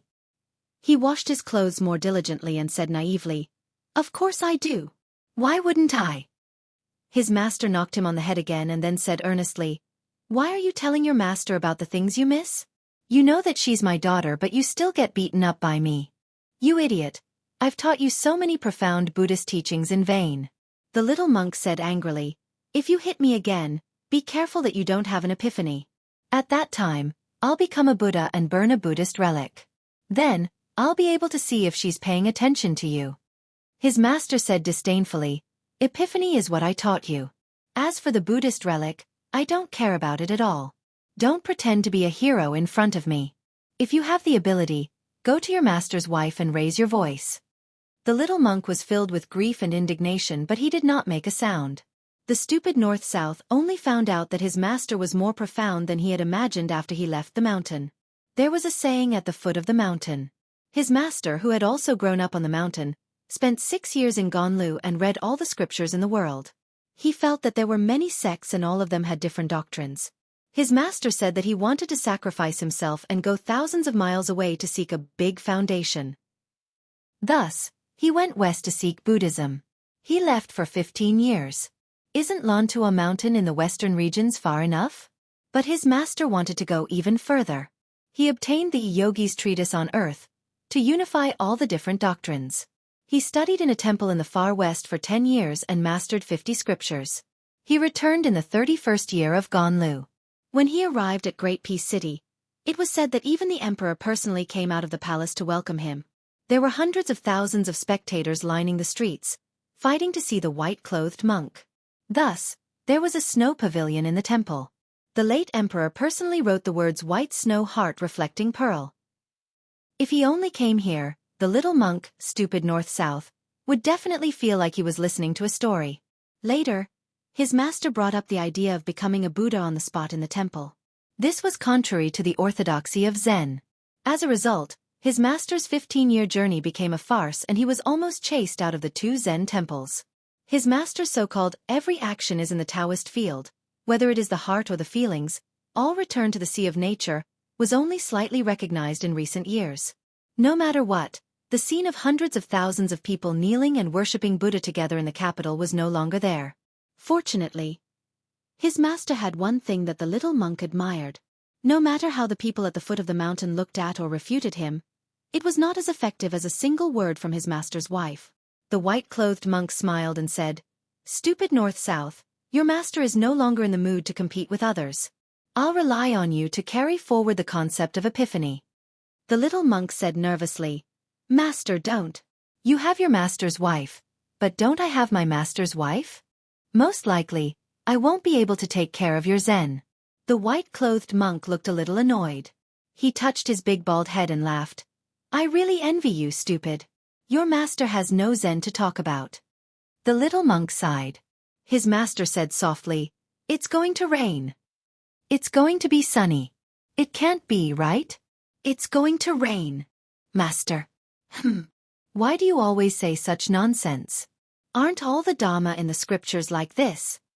Keep your voice down. If the abbot hears you, he'll deduct our copper coins again. Tacky. You want to burn a Buddhist relic like this? What's wrong? I want to become a Buddha because I don't have money to buy my master's rouge. Otherwise, why would I burn myself to ask for a Buddhist relic?" Chapter 189. Oh, not bad, not bad. You have the ability to comprehend and have a good foundation. You are indeed my disciple. Master, if that's the case, why don't you help me wash some clothes? You're asking for a beating. Hutting County in Gangnam-do was not famous for its plump lotus peony, but for a dissolute widow with the surname Su. She had married from Baelyong and had cursed 2 of her husbands to death. Both of her husbands were top-notch nobles in the area. One of them was ranked second in the imperial examination, and had passed away in the imperial examination. It was supposed to be a joyous occasion, but he had died an unnatural death. The other one was not bad either. He was ranked third in the imperial examination and had also passed away suddenly after marrying the widow surnamed Su.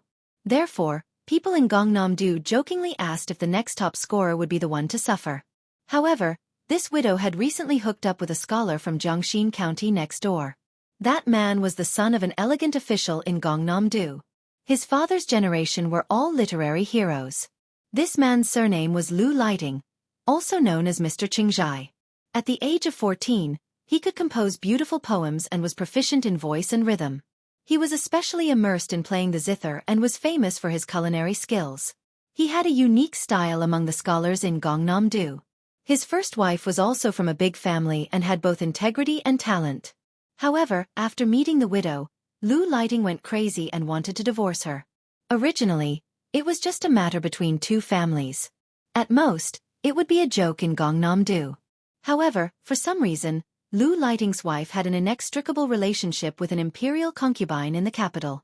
That imperial concubine was extraordinary, and the precepts for women that all women in the world had to read was written by her.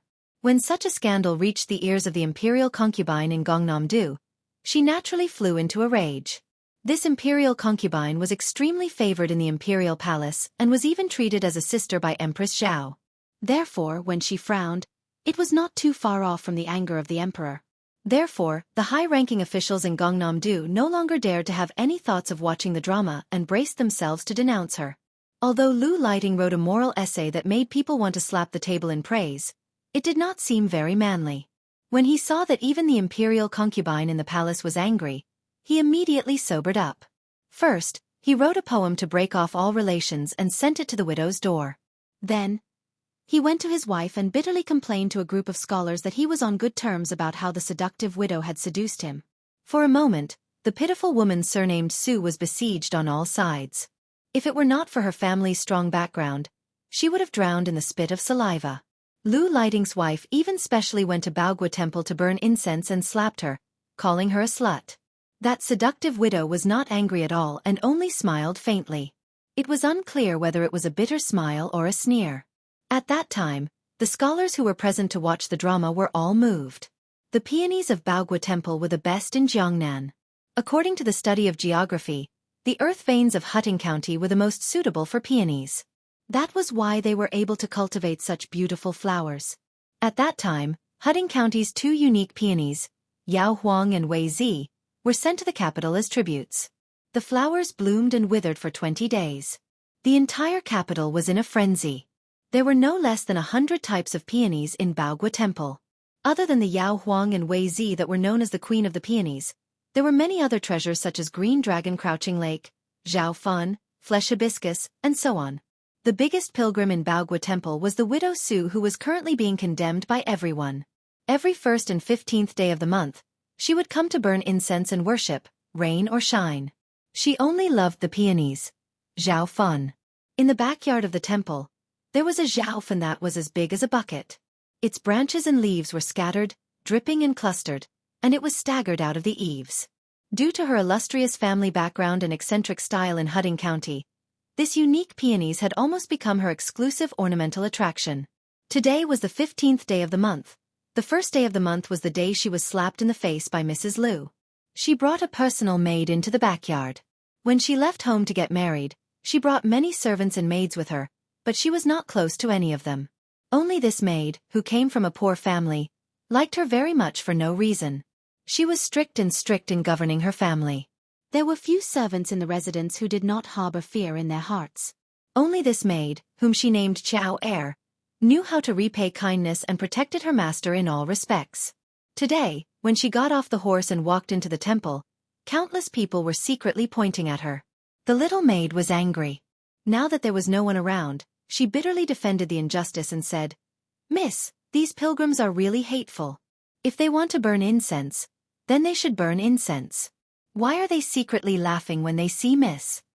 The widow, who was not yet 30 years old, pinched the maid's face and said with a charming smile, "You still have a conscience." The little maid said indignantly, "Miss, that Liu lighting is too much." During those days, he was the one who pestered Miss like a dog skin plaster. In the end, the villain complained first. "Are those scholars who are well-read and well-read all blind? Why are they all speaking up for him?" The pretty widow could not help but laugh. She bent down to look at a gorgeous peony. She pinched off a small petal the size of a fingernail with her fingers and sniffed it. She squinted her eyes and said with a smile, "Aren't most men in the world like this? What's there to be angry about? It's not worth it to be angry about it." The little maid said timidly, "Miss, let's talk about something." The widow was amused and said, "Oh, are you thinking of love? Which scholar have you taken a fancy to? Tell me, if he's really not bad." The little maid shook her head desperately and bit her lips. She looked up with a determined face and said, "Miss, the shrew in Liu Lighting's house is too hateful. I heard that she often goes to Mount Qing Temple to worship. I want to slap her in the face. I beg Miss not to plead for Chow Chow. If I'm beaten to death, I'll be beaten to death. I want to help Miss vent her anger. I know Miss is not having a good day today, so please don't worry about me anymore." She was stunned for a moment. She gently pinched the petal with 2 fingers and laughed involuntarily. "I didn't feel sorry for you in vain. But you're just a little girl. Why are you involved? If you're slapped in the face, then you're slapped." Chapter 190. The little girl was so anxious that she cried. Her face was full of tears as she sobbed, "No, as long as I think about Miss being bullied for no reason, I want to fight that shrew with my life. If Miss didn't save me, I would have been defiled by that wicked person. I've never studied and can't read, but when my parents were alive, they always said that I should remember other people's good deeds. I remember Mrs. Good Deeds the most." The widow wiped the little girl's tears and said softly, Okay, I didn't want to say it, but seeing you like this, I'll tell you so that you can rest assured. As for me, I purposely kept that slap. You also know that I have an unruly younger brother. He's very busy on this trip. Originally, I wasn't sure if this younger brother would first visit his second sister or come to Huting County to visit me, his eldest sister. If he heard about this slap, wouldn't he have rushed over to my place? His second sister cares about the world and doesn't care about this. I can't do that. I always like to fight. It's rare that I don't suffer in life. This is one of my few pleasures." The little girl nodded vigorously and said, "Yes. I know that Mrs. younger brother is Bail Yong, His Royal Highness. The servants in the mansion always like to whisper about His Highness, but every time they see me, they shut up." The widow rubbed the little girl's ears and said with a smile, "With you as my ear, who in the mansion dares to gossip? If I find out, Won't they be skinned and have their tendons pulled out? The little girl finally smiled through her tears. Her miss seemed to be in a good mood every time she talked about His Highness. The widow's brows really relaxed a bit. She said with a smile, "My younger brother has been good-looking since he was young. We don't plant many peonies at home, but every time the flowers bloom, I'll take him to admire the flowers. I pick them and put them on his head. He's prettier than a girl. Unfortunately, it's going to rain in a few days. I don't know if he can make it in time." The little girl wiped her face with her sleeve and said innocently, "The Bodhisattva will definitely protect Miss from the rain." The widow whispered softly, "Little girl, how can you understand the pain of the heartless wind and rain breaking up a romantic romance?" The little girl, who couldn't hear clearly, asked curiously, "What did Miss say?" The widow teased, "You won't understand even if I tell you." As if she was afraid that the little servant girl would do something stupid, the widow said softly, "When my little brother arrives at the Jungnan circuit, you will know how those noble scholars and rich children who usually have their eyes at the top of their heads are not worth anything." At the top of the mountain was the residence of the Taoist master, where the nobles of purple and yellow gathered. At the foot of the mountain was a dilapidated old Taoist temple where a pair of master and disciple depended on each other. The master, the old Taoist master, wanted his disciple to improve. At first, the old Taoist master's ultimate skill was the dream of spring and autumn. This was a Taoist secret art that even the four great Taoist masters couldn't practice. The disciple didn't want to learn or listen to it. Until one day, the old Taoist master was enlightened. He took a letter from the Bailiang His Royal Highness and purposely said that it was from Su Fengnian. In the letter, he hoped that Huang Manor could learn this spring and autumn Taoist method that could make one sleep for 500 years. As a result, he did it by accident. His foolish disciple pricked up his ears and really learned the dream of spring and autumn with all his heart. It wasn't difficult to memorize this method, but the difficult part was how to operate the qi. The Great Yellow Kingdom sought thick, but the dream of spring and autumn was the opposite. It sought thin, and when practiced to the peak of mystery, there would be almost no qi in the body. The reason why the old Taoist master valued his disciple Su Longxiang and humbled himself to beg the king of Bailiang was because Su Longxiang was born with great strength and was in the terrifying Vajra realm. If he learned the dream of spring and autumn, he would be like a tiger with wings. How could the old Taoist master, Zhao Shituan, not hope that there would be a second Qi Xianzhang on the mountain? As for whether Su Longxiang came from the Taoist master's residence, Zhao Shituan didn't care at all. In this life, there were many people from the Taoist master's residence who called him a traitor. In the past, it was Su Longxiang who refused to learn. As his master, the old Taoist priest had a headache. But now, the old Taoist priest Zhao still had a headache. That kid had gone berserk. He was half asleep and half awake 24 hours a day. This spring and autumn dream was simply tailor-made for Su Longxiang. The old Taoist master could have squatted with his disciple to watch the ants or the stream. Even if they couldn't talk, at least he had a companion to listen to his nagging. But now, the old Taoist master had nothing to do and was too bored. He could only count on his fingers to calculate when His Royal Highness would come to Mount Longhu. The old Taoist master, who had an extremely high seniority and an extremely strange temper, was squatting by the green dragon stream in a daze. He was fretting over why he couldn't see the beautiful girl on the raft. The disciple who never spoke walked out of the Taoist temple for the first time and squatted by the side. The old Taoist master, who was incomparably gratified, laughed and said, "My disciple, you've finally come out to take a breather?" As expected, there was no response. The old Taoist master said to himself, "I've been pursuing the Tao all my life, but I can't see it clearly. I feel like it's covered by clouds and mist.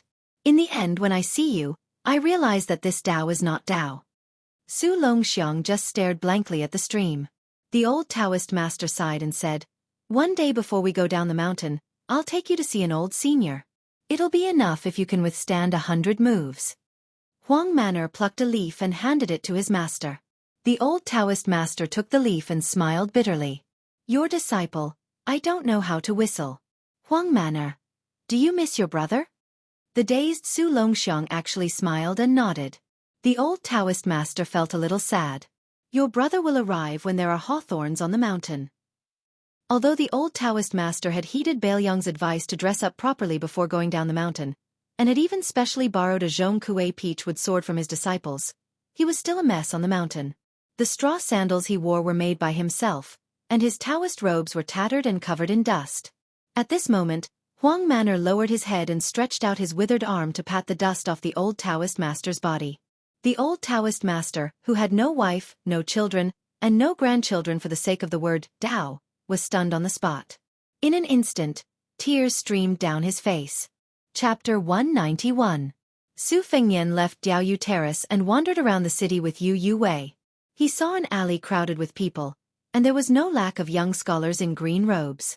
As he walked closer to take a look, he found that they were gambling on chess. There were people squatting, sitting, and standing. Su Fengyan then remembered that other than Xianghua Alley being a money-squandering den in Xiangfan, this Yongzi Alley was also quite famous. The people sitting against the wall in the alley were all nogi with chess pieces and chess boxes. They used the strength of their chess skills to bet different amounts to lure tourists and chess addicts who were itching to play. This kind of game was naturally difficult to attract the attention of the chess masters, but it was the best way to waste the time of the common people and poor scholars. In addition, the bets were usually no more than a dozen copper coins, so it could be considered a small gamble to entertain the mood. Su Fengyan smiled and took a bite of the marinated beef wrapped in oiled paper. In the past, he was penniless and hungry, so there was a period of time when he gambled in the alley to earn money. With his chess skills trained by scholarly Yishan and Su Weisheng, it was not difficult for him to win. However, there were often people of the same trade who had to make a living. Those who were reasonable would mind their own business, but those who were unreasonable would use the fact that they were locals to drive His Royal Highness away. In addition, there were rules to winning chess. One could not kill the dragon easily, but one had to keep a sense of propriety and win a few pieces. Otherwise, if the opponent was defeated, they would not be willing to continue playing chess. This was the vulgar truth that Su Fengyan was forced to slowly understand. His Royal Highness had LV Yangshu and the other two stand further away, leaving only Ning Mei standing behind him. He pulled Yu Wei and found a gap to make use of. The player who placed the bet was a young man who looked like a down-and-out student. His clothes were mended and his shoes and socks were white. In front of him, there were 10 chess pieces placed on the chessboard. This meant that if the player who placed the chess pieces lost, he would have to pay 10 sets of money. Usually, only 2 or 3 chess pieces would be placed on the board. It was rare to see 5 chess pieces. It could be seen that this nogi was quite confident. Su Fengyan squatted down and was hesitating whether he should take out a few copper coins to place his bet. When he looked up, he saw that the player was blind. How could he play this game? As if accustomed to this situation, the blind player warmly said, "It's okay. When I hear the sound of a chess piece being placed, I will know where to place it." Su Fengyan nodded and said, "I'll place a bet of 10 copper coins." The blind player took out his money pouch from his sleeve and weighed it in his hand.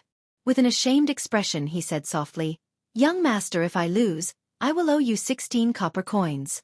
If you don't mind, I have a chess manual that has been passed down from my ancestors. It should be worth that amount."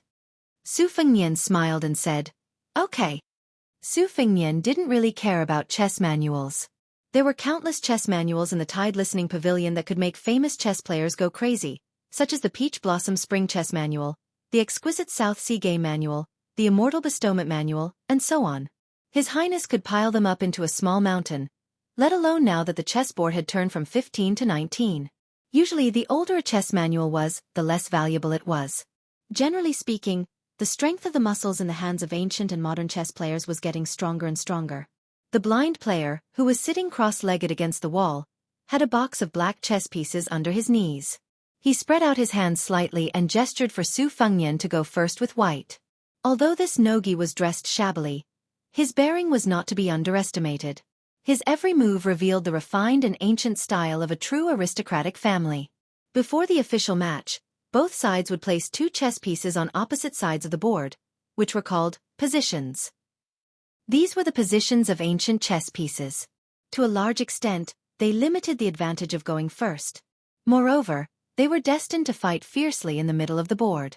Su Fengyan passed the marinated beef to Yu Wei and took the lead to place a 3-6. This position was rated as the best aggressive position by the self-proclaimed Huang Sonjia Grandmaster, Huang Longshi. The young blind player's expression was calm. Indeed, he could distinguish positions by listening. The black chess piece was placed with a 9-3 and was in a stalemate with the white chess piece. Following that, Each of the 9 black and white chess pieces were placed with the same style as their predecessors. Yu Youwei's father, who was watching from the side, was once an illustrious chess master in West Chu. When he was studying at Shangyin Academy, he was only defeated by Huang Longshi, who was said to have unparalleled battle prowess. Since young, she had been influenced by her father's chess style. Naturally, she was proficient in chess theory. Perhaps even the small Bailiang chess player Lu Yi of Wutong Garden would not dare to say that he could win against Yu Youwei. Yu Youwei was somewhat disappointed when they saw each other's 10 moves. However, Su Fengnian's 11 moves made Yu Youwei's eyes brighten. The blind player was also slightly stagnant. He no longer placed his chess piece at lightning speed. After thinking for a moment, he picked up his piece and placed it again. As the old saying goes, a chess piece is born from a break. Su Fengnian's next few moves were all born from this break. It could be said that this was an ingenious move. The blind player endured patiently all the way. Finally, the black 18 made the first move before the corner was settled. 5 or 6 flew attacks. Yu Youwei frowned and pondered deeply. This move had as many as 44 changes. She subconsciously looked at Su Fengnian. He was still calm and collected. His speed of placing chess pieces was the same from beginning to end. When the white 43 moved gently, the chessboard was instantly filled with murderous intent. Yu Youwei watched with trepidation. This move was really too ferocious. The white 59 flew to add and the 83-pointed attack was similarly aggressive. Unexpectedly, the blind player's situation was like a small boat in the ocean. It swayed but did not fall. After the black 18 moves, victory was already firmly in his grasp. Su Fengnian very calmly admitted defeat.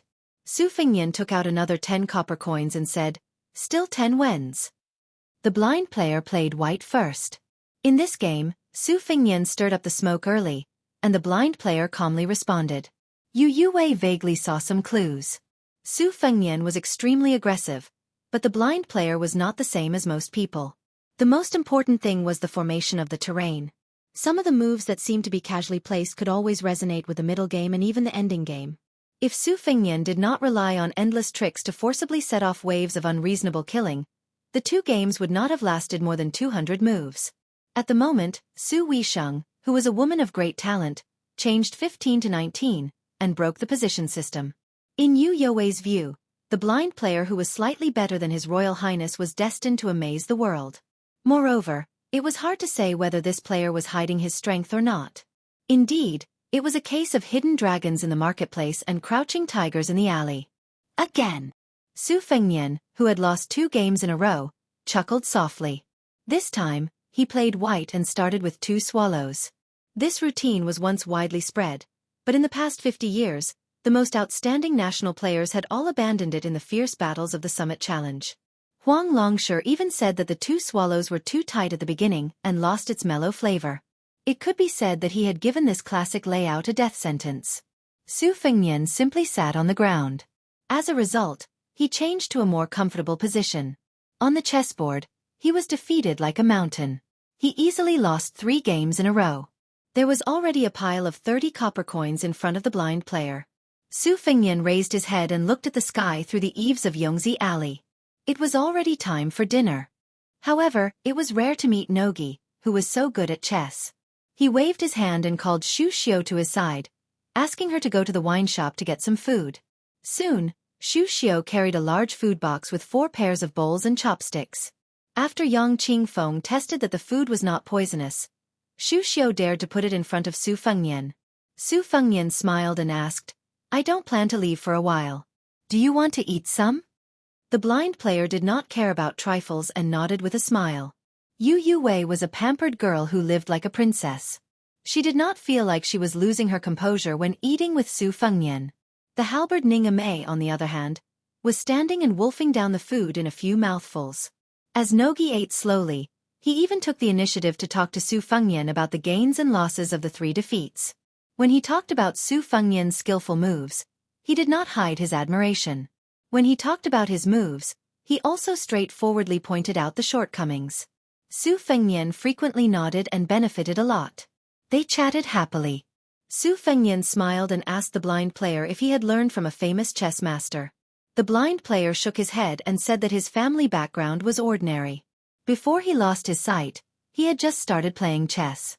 After losing his sight, he had no one to rely on and could only play chess as a companion. He had been playing chess in Yongzi Alley for almost 10 years. The money he earned was only enough for him to eat and wear. Whenever he had free time, he would buy chess manuals and did not save a single bit of money. As he spoke, the blind player patted his head and took out a few Confucian classics from his bag. He handed them to Su Fengnian, whose book could only touch the floor. He chuckled and said, "Cushion." Su Fengnian took the books and took out 2 to give to Yu Yuwei, whose legs were already numb. He smiled and said, "Isn't this inappropriate? It's a disgrace to the teachings of the saints." The blind player smiled and shook his head. Propriety, justice, integrity, and shame are not in the books. Su Fengnian was no longer pretentious. He ate and drank to his heart's content with the wild chess player in front of him who had won 31 from him. Once again, smoke rose from the 19 paths. Su Fengnian repeatedly lost and did not feel tired. When the blind chess soldiers came, he blocked the water, and when the earth blocked the earth. His chess pieces were crisp and his expression was calm. The 10 games in Yongzi Alley were fought until the sky turned dark.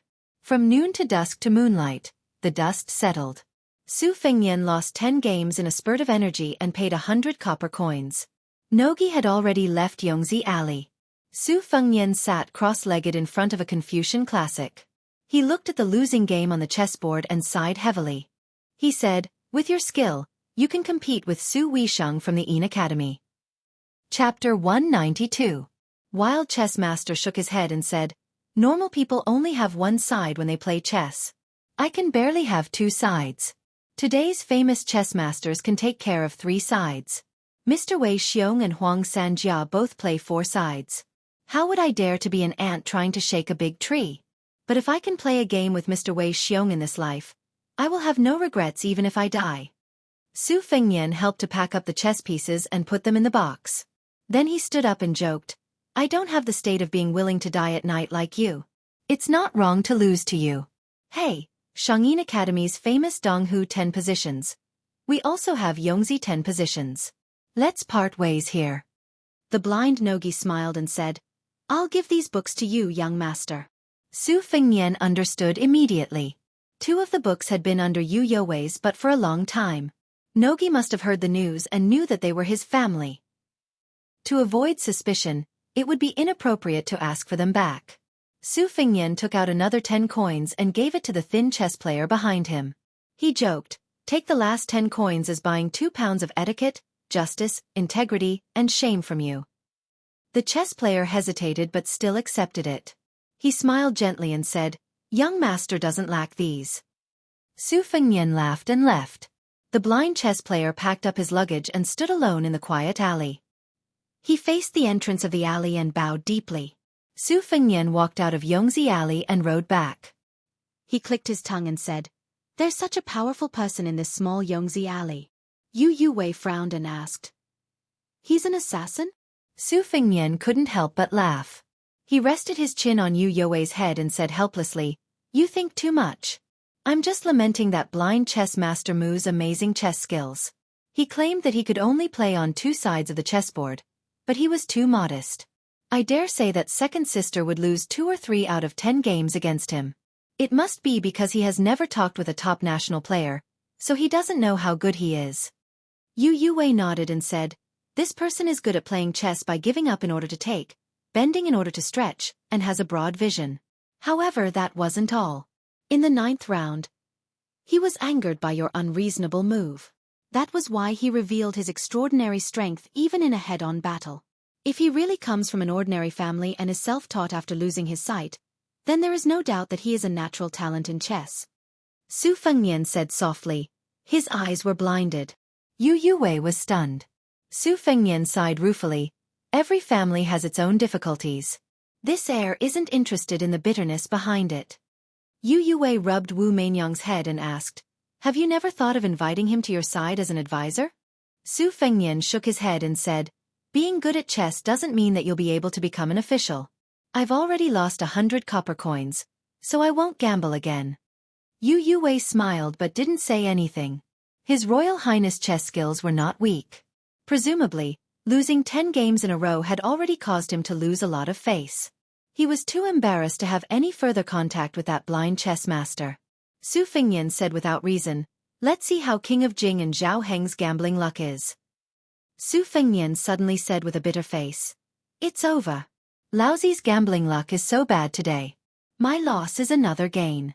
Zhao Heng, that old turtle, is most likely going to make a lot of money." Yu Yuwei asked doubtfully, "What's wrong?" Su Fengnian muttered a few curses but didn't say anything. In Yongzi Alley, the young blind chess master struggled to carry his luggage.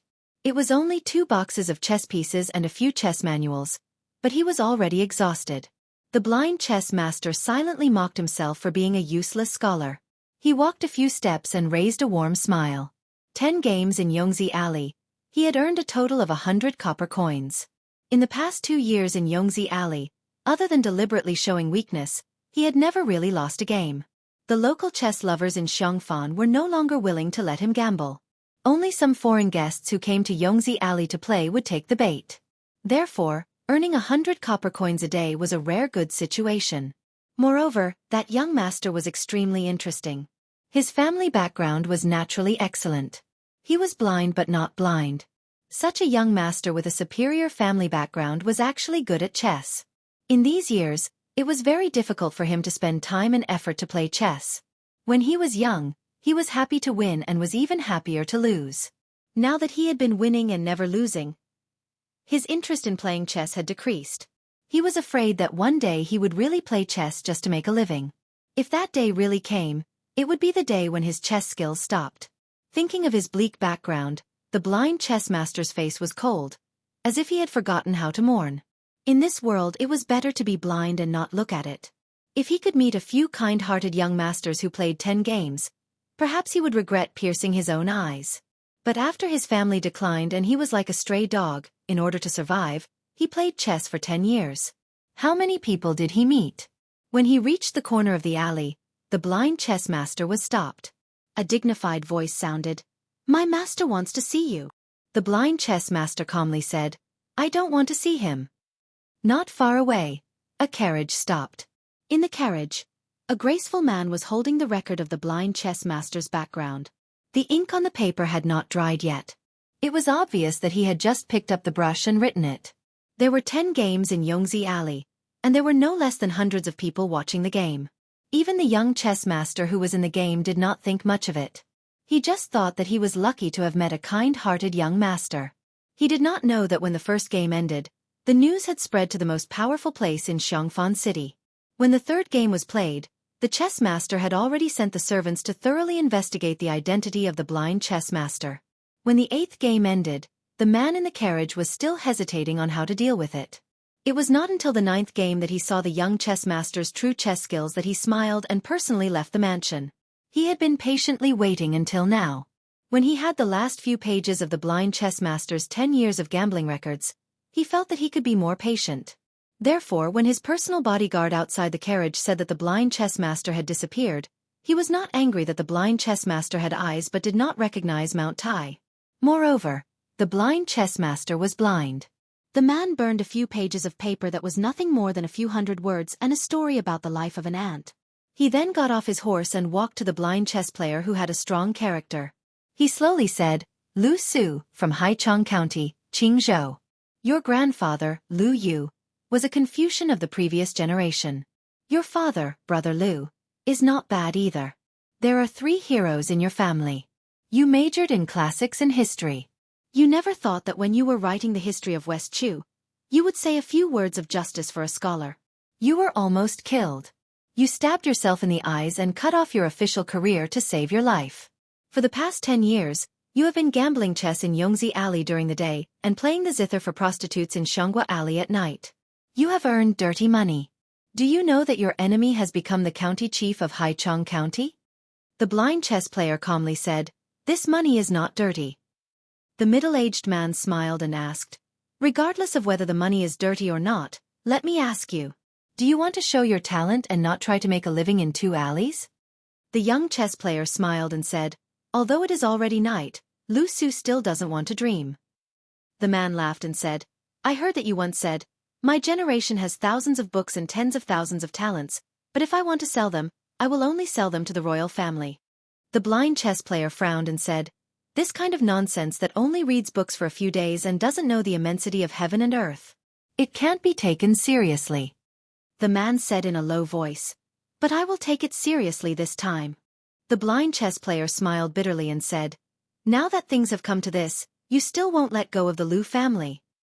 The man with a string of prayer beads on his hand said calmly, "My surname is Zhao and my name is Hang." The royal family.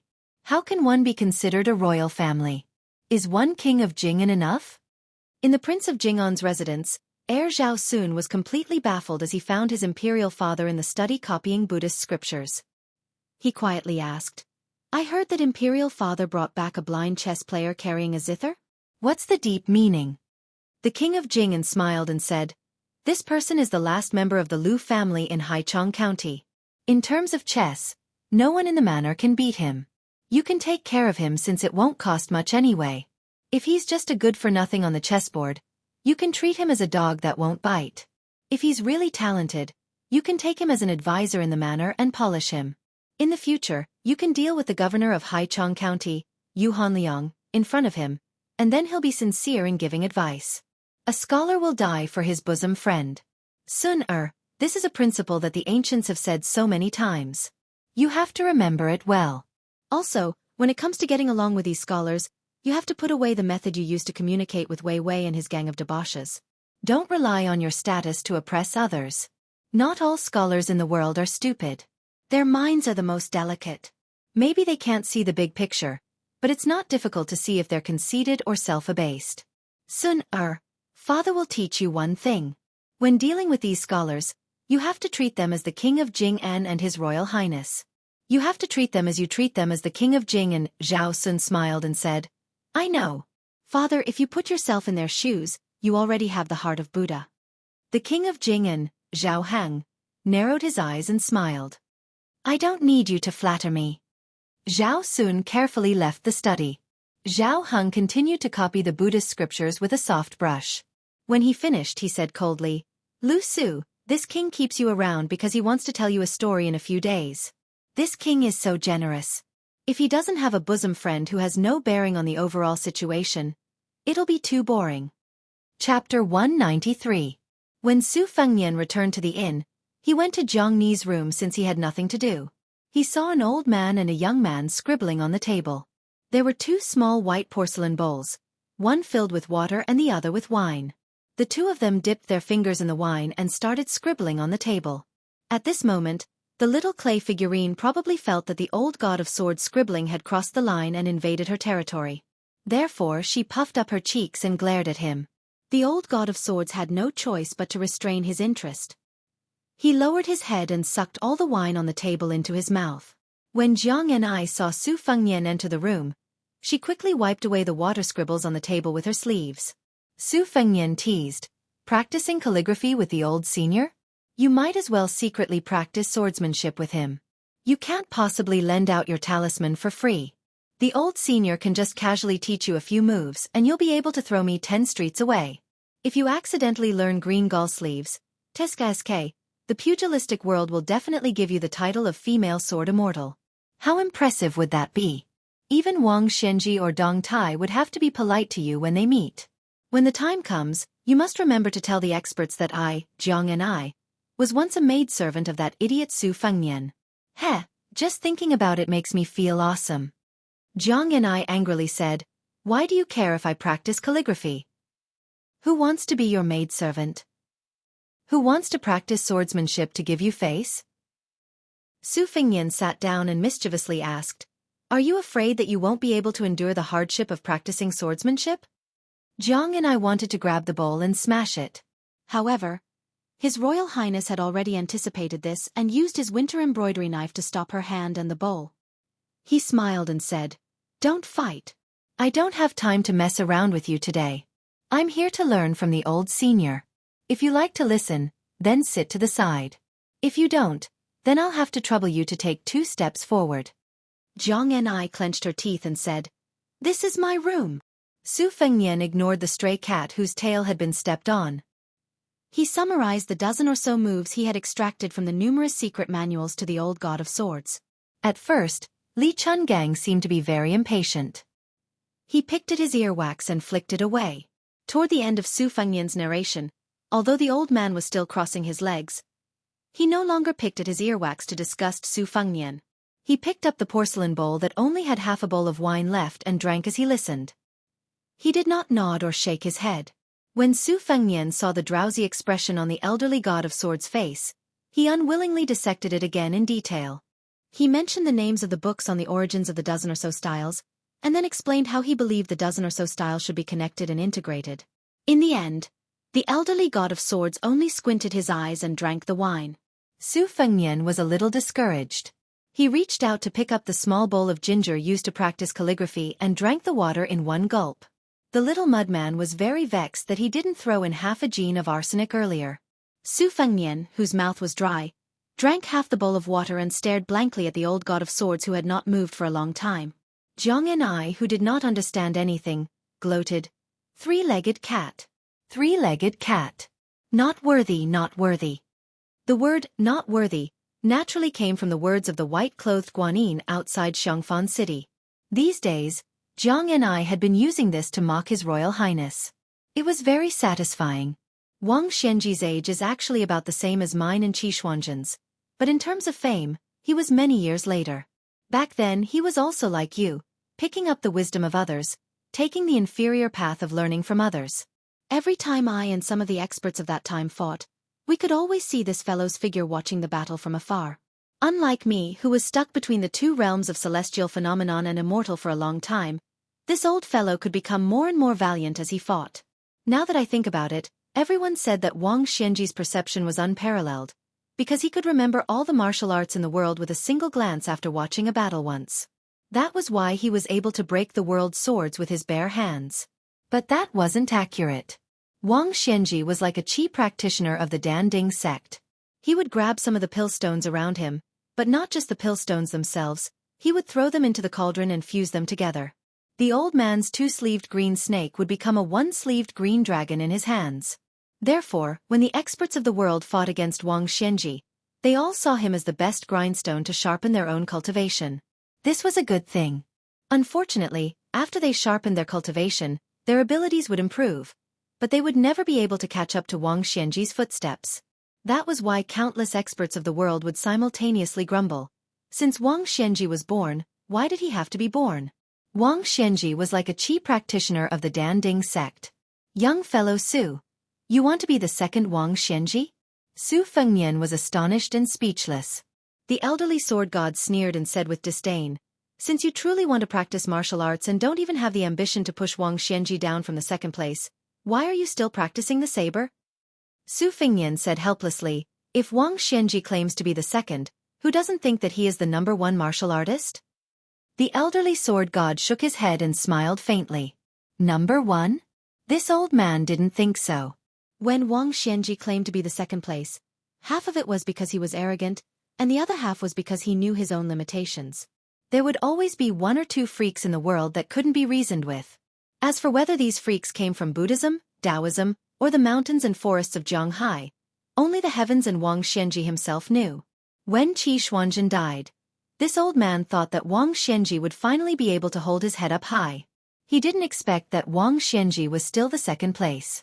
Presumably, after Qi Xuanzhen's death, a terrestrial immortal that even Wang Xianji was afraid of appeared. Otherwise, with Wang Xianji's temper, he wouldn't be so pretentious.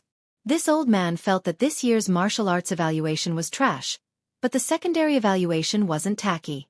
The 4 people on the rankings all had the hope of giving the martial arts world a surprise before Wang Xianji died of old age. Especially the new Wudong patriarch and dragon tiger Qi Xianxia, who fought on the Wudong mountain and almost destroyed the Zhenwu Heavenly Empire. The latter had the demeanor of this old man back in the day. The bull riding that you mentioned was like Qi Xuanzhen, who didn't make a sound, but when he farted, the entire world would pinch their nose to smell it. As for you, young fellow, you are quite similar to Wang Xianji. It's a pity that Wang Xianji was a late bloomer. At your age, he could casually kill dozens of Su Fengnian. Jiang and I chuckled at the side and said, "That's amazing. You're quite similar to Wang Xianji." Doesn't that mean that when you reach Wang Xianji's age, you can be ranked as the top 200 experts in the world? Su Fengnian was amused by the little mudman's words and laughed out loud. He turned his head and said, "Thanks for your auspicious words. I will definitely live to 100 years old. No matter what, I will live to Wang Xianji's age." Zhang and I was vexed and didn't say anything. Su Fengnian laughed and said, "In the future, when I roam the martial arts world and meet an expert that I don't like, the first thing I will ask is if he is the top 200 expert in the world." The old god of swords waved his hand and said, "Go, go." This old man still needs to practice calligraphy with little Zhang. Su Fengnian was chased out of the room just like that. When he closed the door, he didn't forget to extend his 2 hands to Zhang and I. 1 finger on each hand meant that he would live to 100 years old, and 2 fingers on each hand meant that he was the top 200 expert in the world. Seeing this, Zhang and I was furious. After he closed the door, he said in a fit of pique, "I'm not practicing calligraphy anymore."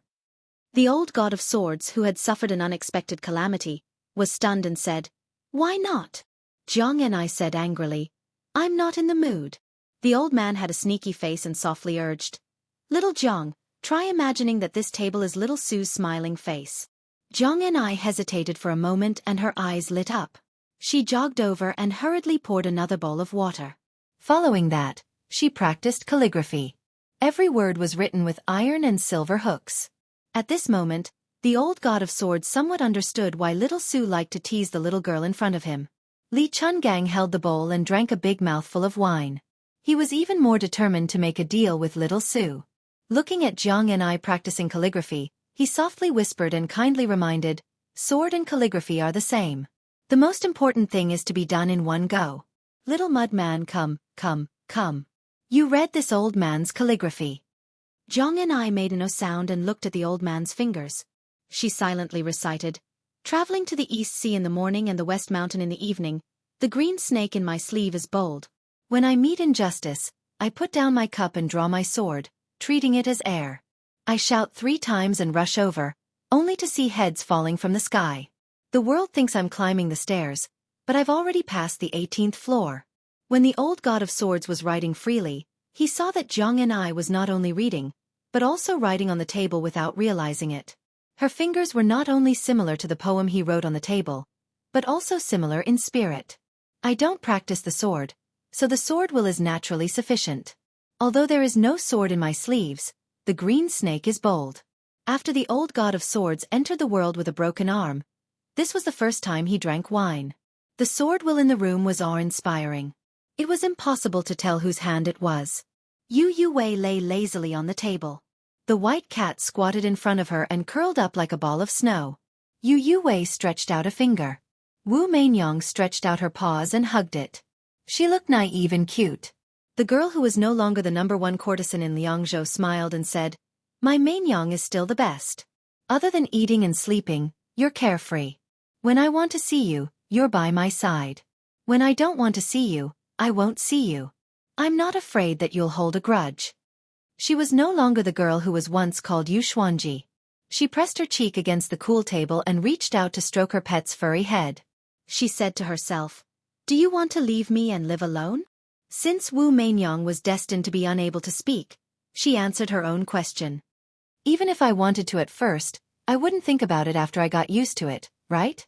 I know it's not right, but I can't leave or escape, right? You're just a flower vase, and the kind that's not very good looking. What's there to be dissatisfied about being able to live? You can't compare to the maids in the yard, you can't compare to those heroines who roam Jianghu alone, you can't compare to a child who dares to hate with a dagger. You can't compare to anyone. You've even forgotten your parents and even your name. Who can you compare to? Who's worth talking to when you're like this? You'll grow old eventually." Outside, His Royal Highness leaned against the door in silence. Chapter 194. Dao can't be Dao, Zen can't participate. Life is as lonely as an avalanche. Master, you're sad again. Stupid Nanbei, when you have a wife one day, you'll be like this too. Sigh, it must be that Master's wife went down the mountain to buy rouge again. Master, why do you keep sharpening the kitchen knife these days? It's sharpened so that it can cut people. What? Master, don't take it too hard. We're already monks. If we take it too hard, what should we do with those Buddhist believers who go up the mountain to burn incense? Although master's wife and things always like to spend money, it has nothing to do with your master's wife. Oh, that's good. Then which abbot is not pleasing to the eye? I think Abbot Hui Guang is quite easy to beat, but it's not good to use a knife. Master, let's follow the old rules. It won't hurt the harmony. Ah, not Abbot Hui Guang? It's for that kid surnamed Su.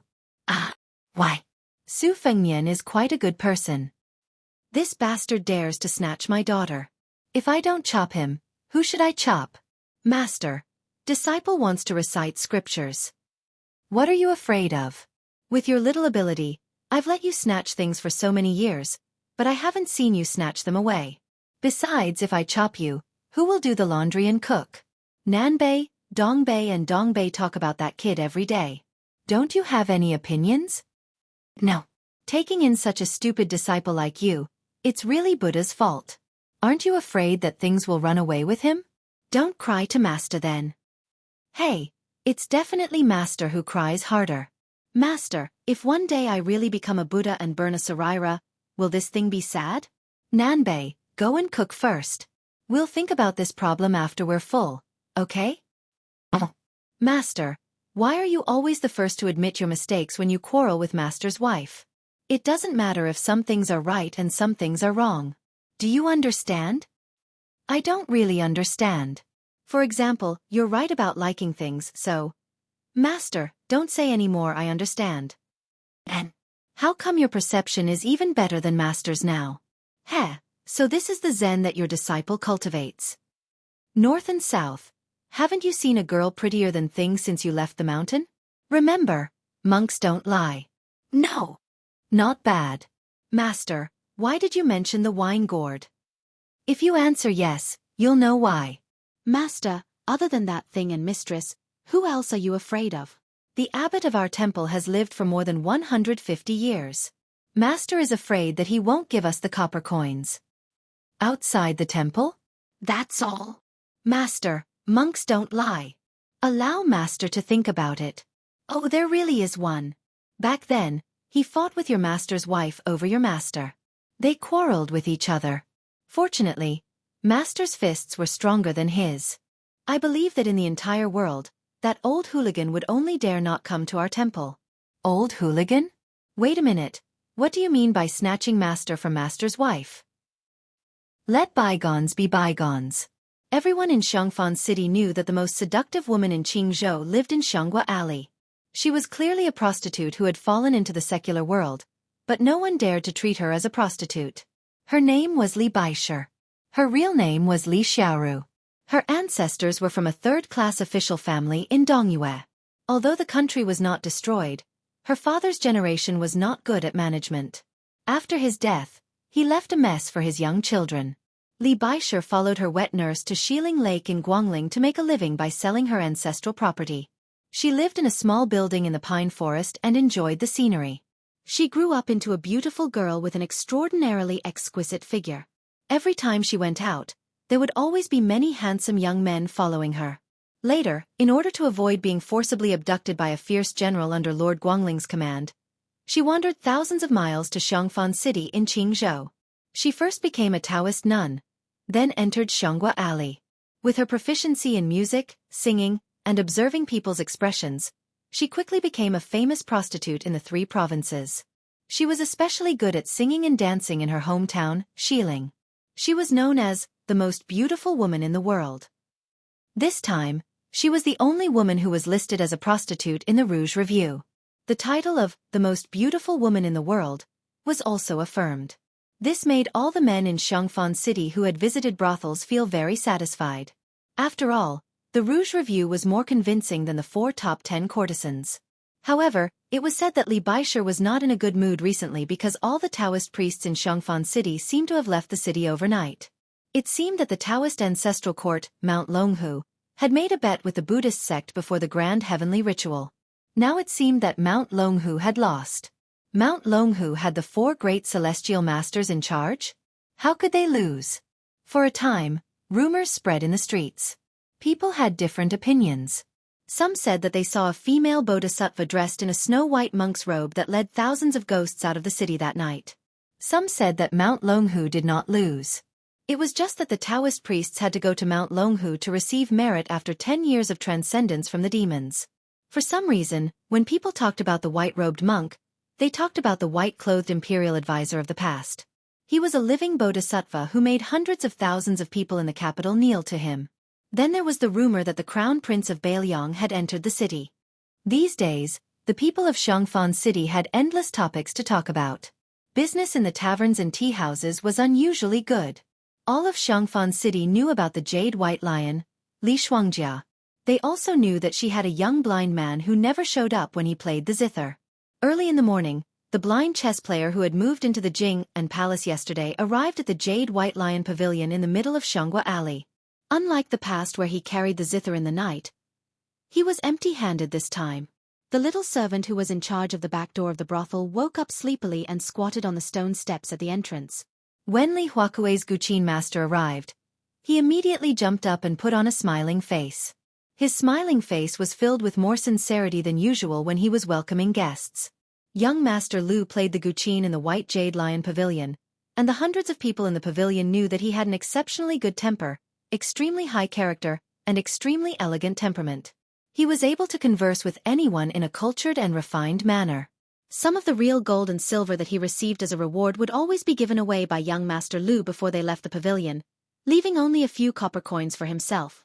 Therefore, the little doorkeeper who had spat on this blind Guqin master in the past always boasted that he and young Master Lu had become friends after exchanging blows. He was even more attentive to the blind Guqin master, who did not bring along his Guqin today. The little servant said happily, "Young Master Lu, I've remembered the name I asked you to teach me last time." Lu Su smiled slightly. The young servant with a delicate face said kindly, "The fairy sisters in the Red Fish Pavilion all like to wake up late. Young Master Lu, you'll have to be patient and wait for a while when you get there." Chapter 195. Lu Su, who was blind but knew the way, nodded and said, "I know. I'll go alone and won't trouble Brother Song." The servant nodded with a smile and went back the way he came. When the blind zither player arrived in front of the Red Fish restaurant, he encountered many female servants and maids who had woken up early in the morning to do their chores. The orioles and swallows happily called out to young Master Lu a few times before they stopped. Those who were more daring than the other ladies in the restaurant even teased Lu Su a few times, purposely asking this young master for advice on the meaning of a pear tree suppressing begonia, or a palm print seen in front of Mount Huaihue. The blind zither player had no choice but to beg for mercy, provoking even more coquettish laughter. This young Master Lu, who spoke in a refined manner and had a gentle temperament, was initially very inconspicuous in the White Jade Lion restaurant where the sons of the rich and powerful were more common than cabbages. If not for Master Li Shuangjia's high opinion of him, who would even spare a glance at him? In the second year after entering the restaurant, he was playing the zither when he bumped into a famous rich and powerful man in the city who was forcing himself on a young girl. Although the Jade White Lion restaurant had more rules than the average brothel, the people did not fight with the officials. It was only a young girl, so there was no need to fall out with the local tyrant. The man, whose ancestors were the leaders of the Qingzhou army for several generations, forced himself on the young girl in the corridor and wanted to kill her. The blind zither player did not care about his own safety and rushed forward with his family's zither. He did not hit the evil man but was stepped on by the guards instead. It was a farce until Li Baishe personally intervened and saved the blind zither player's life. Many people in the White Jade Lion Tower still remembered Lu Su, who was covered in blood, sitting in the corridor with the pitiful dead girl in his arms. He took off his shabby clothes and gently covered the disheveled corpse. Today, the Red Fish restaurant somehow knew that Lu Su was coming. Li Shuangjia's personal maid, Qi Fu, was already standing at the door to welcome him. Seeing the blind zither player, she smiled gently and said, "Young Master Lu, Miss is already waiting." Lu Su shook his head and said, "Today, I just want to tell the Red Fish restaurant that I won't be playing the Guqin in the future. Miss Li lent me the ancient Guqin to paint a dragon. I want to pay back some of the money I earn every month. Miss praying, I won't enter the restaurant and disturb Miss Li." The beautiful maidservant, whose status in the White Jade Lion Pavilion was even higher than some of the red plaques, sighed regretfully. She bowed slightly to the blind zither player, and then turned to walk into the courtyard. By the window on the second floor stood a beautiful woman. Chifu was already considered a rare beauty in Xiongfan, but compared to the woman upstairs, she lost all her color. What was even more inconceivable was that behind the world's most famous courtesan, the Taoist nun Li Shuangjia, was an old man sitting on a yellow pear-wood chair with his head lowered. He was tuning an arrow. Li Shuangjia waited until Lu Su's figure disappeared before he turned around and asked submissively, "Old ancestor, do you really not need the lion slave to go to the reeds outside the city to meet the Prince of Bailiang?" The old arrow man with grizzled temples just closed his eyes and listened to the music. Logically speaking, Li Baisher was one of the top 10 courtesans in the brothel before the Rouge Review. She had built up a deep relationship with the aristocrats for more than 10 years, and she was almost married to the leader of the Shilin party, Lu Zhonghui. In these years, she had met many poor scholars who were not recognized by their talents, and they were all generous with their money. Some of them were even nobles in the imperial court. It was because of this that Li Baisher's reputation as Jiangnan's double champion came to be. Now that she was on the Rouge Review, she was fully deserving of being the head of the brothel. No one had ever heard of Li Shuangjia being intimate with anyone, and it could even be said that she was still a virgin. How could she let an old man stay in her room? Could it be that Li Baisher was into this? That was a bit too hardcore. Wouldn't the world be shocked if word got out? The old arrow man who was respectfully called Old Ancestor by Li Shuangjia opened his eyes, but he still didn't speak. Knowing that Old Ancestor didn't like him to talk about this topic, Li Baisher changed the question. "Old Ancestor, why do you value a poor boy with a wooden sword so much?" The old man raised his head and glanced at the beautiful woman standing in front of the window, but his eyes didn't carry any emotion, and his tone was even colder. "This old man plays chess. When he starts, he knows how to end. You're just a flower vase that's pleasing to the eye but not to the heart, so why are you talking nonsense?" The Rouge woman, Li Shuangjia, who had been humiliated to the extreme, didn't have any anger. She became more respectful and subconsciously bent her slender waist. As a result, her chest swelled up so much that it almost burst her clothes. Her body was petite and exquisite, and the scenery on her chest was aggressive. Rumor had it that she had a pair of white lotus jade feet. She had learned Taoist bedroom techniques and tantric mandapa, and could make all kinds of mysterious postures on the bed. Therefore, there was a charming saying of a white jade lion rolling an embroidered ball. This old man bent his finger and plucked a string, saying, Lu Su's chess skills were taught by this old man. This time, he came to the Red Fish restaurant to see if this boy would become arrogant once he achieved success. Fortunately, teaching him chess was not in vain.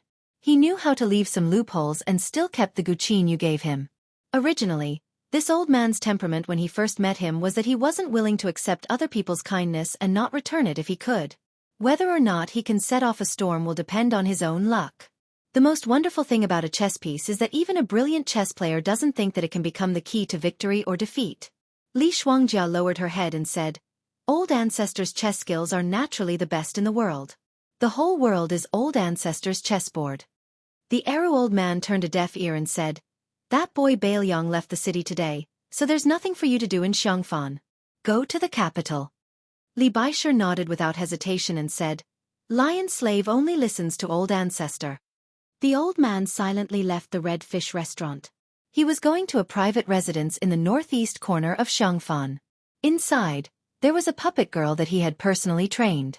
She was 60% similar to the Princess Pei Nanwei, and 70% similar in spirit. Now the king of Jing and Shitzi Zhao Hang was keeping her as a mistress in a golden house. Every time he went out to pamper her, he would be secretive, afraid that his father king would find out. Zhao Sun thought that his itinerary was flawless, but he didn't know that every time he pampered and trained the girl that he affectionately called Nan Wei, there was an old man standing behind the hole in the wall who looked at the two of them as if they were walking corpses. Zhao Sun's personality was cautious. He had already sent people to investigate the girl's past and background. There was nothing strange about it. Therefore, that private residence was the greatest place for him to enjoy himself in the world. The little beauty was too similar to the girl in the manner that he had to call mother every time he saw her. Every frown, every smile, and even the way she frowned were not far off. Every time he was scolded by his father king in the manor, or after he ran into Wang Fei in the garden, he would come to the private residence to vent. He was extremely affectionate until he was exhausted.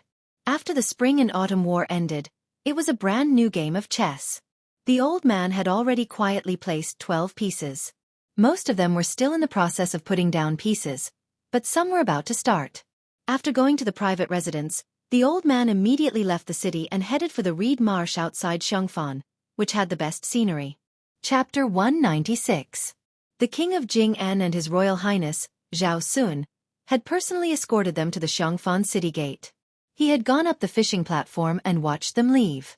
Only then did he take a retainer and make a detour to the private residence where the beauty was hidden.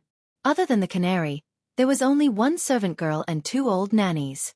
There was no one else idle, not even half a man. Zhao Sun pushed open the door and entered. He immediately felt relaxed and happy. This place was far from the grandeur of the Jing'an Palace. It was only a courtyard with 2 entrances, but in the eyes of the heir apparent, it was a paradise on earth that he had found with great difficulty.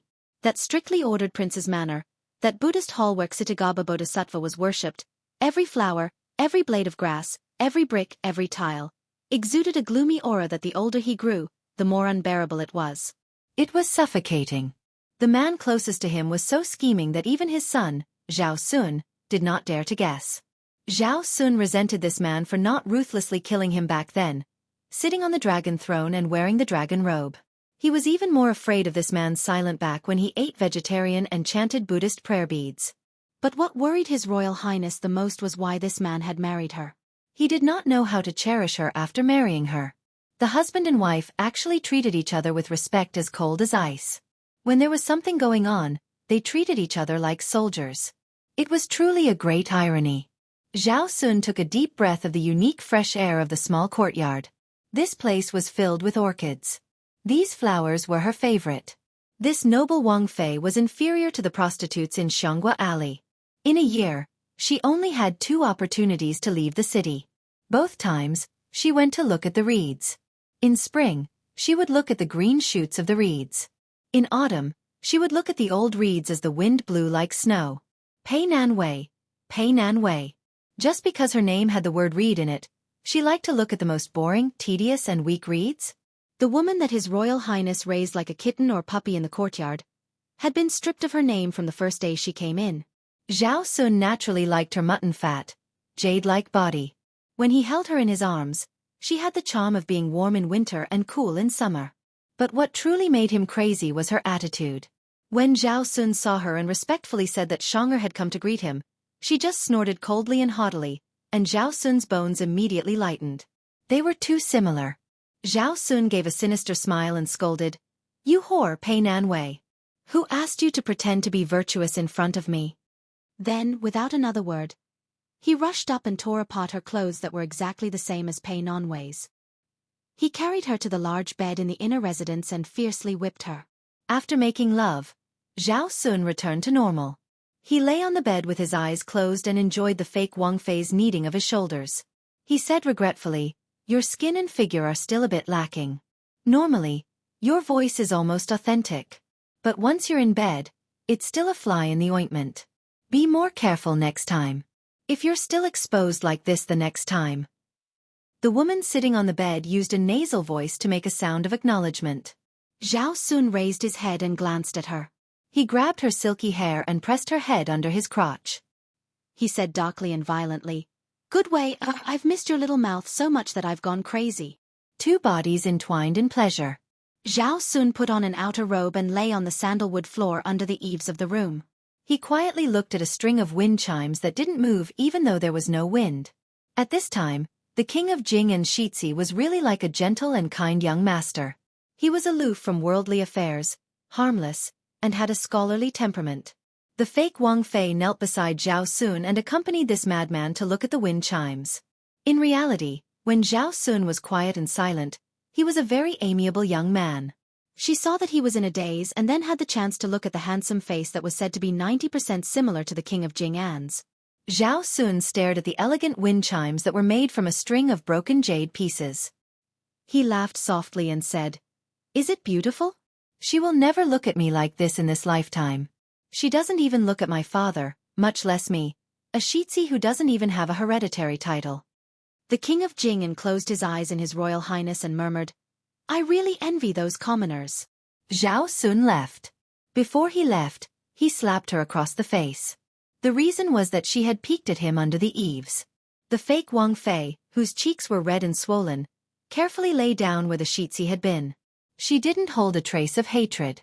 She just looked up at the wind chimes like him. The sound of the wind chimes was ethereal and pleasing to the ear. She suddenly sat up and looked at an old man who was sitting on the railing. She was filled with respect from the bottom of her heart. She had been shocked by the king of Jing and Shitsi. When she first entered the small courtyard, she had been whipped many times. If she did anything wrong, she would be slapped across the face. When she went to bed, she was humiliated in all sorts of ways. However, she wasn't afraid of any of this. Sometimes when she hugged His Royal Highness and listened to him sob in the dead of night, she would feel a kind of sadness.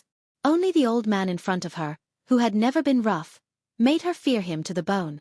The old man, who had been elusive all these years, asked softly, "Have you fallen in love with this pitiful creature born in a noble family?" The fake Wang Fei crawled on the ground, her delicate body trembling. The old man smiled faintly and said, "No matter. That Zhao Sun isn't an idiot. If you don't give him some sincerity, he will get tired of you sooner or later." Kneeling on the ground, she was finally able to breathe. She raised her head and looked with puzzlement at the old man who was half immortal and half demon to her. She said that he was an immortal, that he calculated everything. Almost every step of Zhao Sun's was within the old man's expectations. But the more it was like this, the more she felt terrified. She had originally imitated Princess Pei better, but the old man didn't allow it. He only told her to act more skillfully each time. Thinking about it now, she finally understood that if she had acted perfectly from the beginning, the king of Jing and Shitsi wouldn't have been willing to come here so often. Was the old man's skill at manipulating people's hearts to the point of perfection? What kind of person would scheme so hard against a vassal king? The old man looked at the string of broken jade wind chimes. He had asked the fake Wang Fei to hang them. Sure enough, Zhao Sun liked them very much. He liked them beyond imagination. The old man chuckled softly and said, "Up, down, left, right, I am hollow. No matter east, west, north, south or east, they all say the same.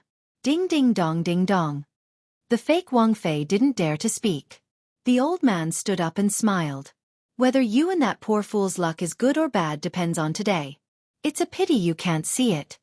The old man left with his hands behind his back.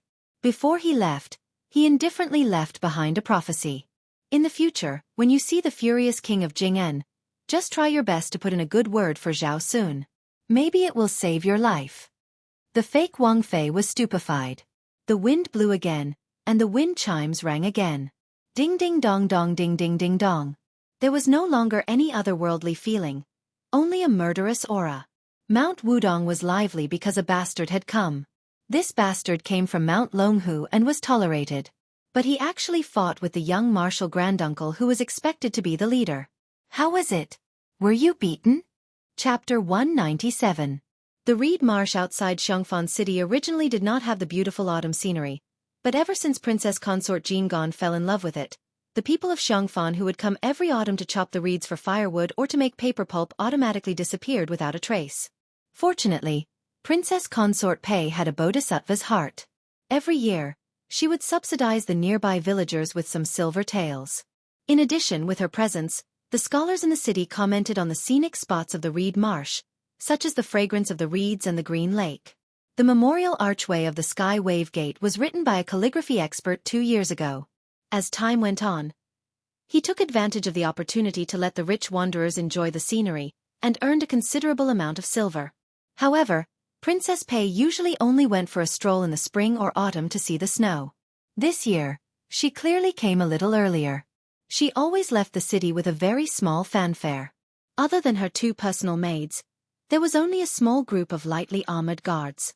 King of Jing and Zhao Hang had governed Xiongfan effectively these years. He loved the people like his own children and had a good reputation.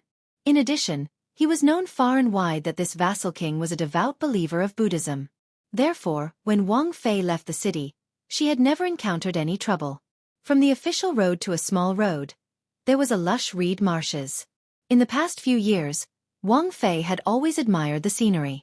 After she got off the carriage, she would let the guards follow her from a distance. The guards did not dare to disturb Wang Fei's mood. In addition, the reeds were taller than a person. At least, Wang Fei did not get off the carriage. But this time it was strange. Not only did she come early, Wang Fei still did not get off the carriage when she reached the fork in the road. Inside the carriage, Princess Pei, who did everything personally in the Fu, personally lit a small incense burner. She sat in a kneeling position, her buttocks on her legs, imperceptibly squeezing out a full curve. The two servant girls in the carriage, even though they were both women, were moved when they saw this scene.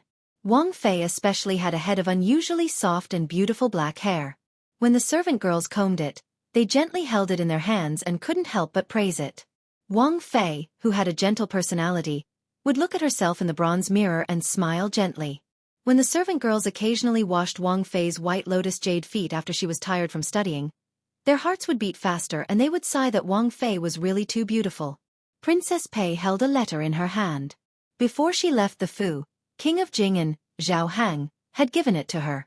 He said that it was best to personally hand it to the Bailiang Shitsi at the reed marshes. Otherwise, she would not have come to the reed marshes so early.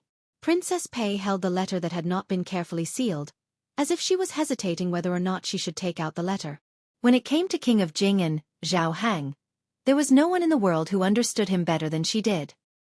He did not say anything, and he did nothing. He left things for others to guess. His Royal Highness, Zhao Sun's eccentric personality had been forced out by his father. As for Zhao Sun's unconventional and covert gaze, how could Princess Pei, who was no longer an ignorant young girl, not know about it? That child most likely hated her a little more.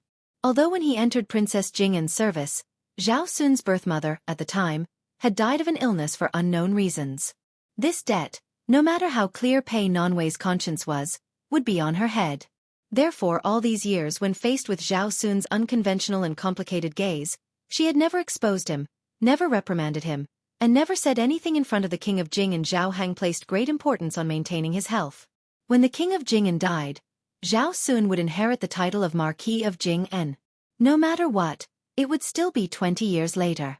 Presumably at that time Zhao Sun, who had been demoted to Marquis of Jing'an by law, would not have any thoughts about her old and faded self.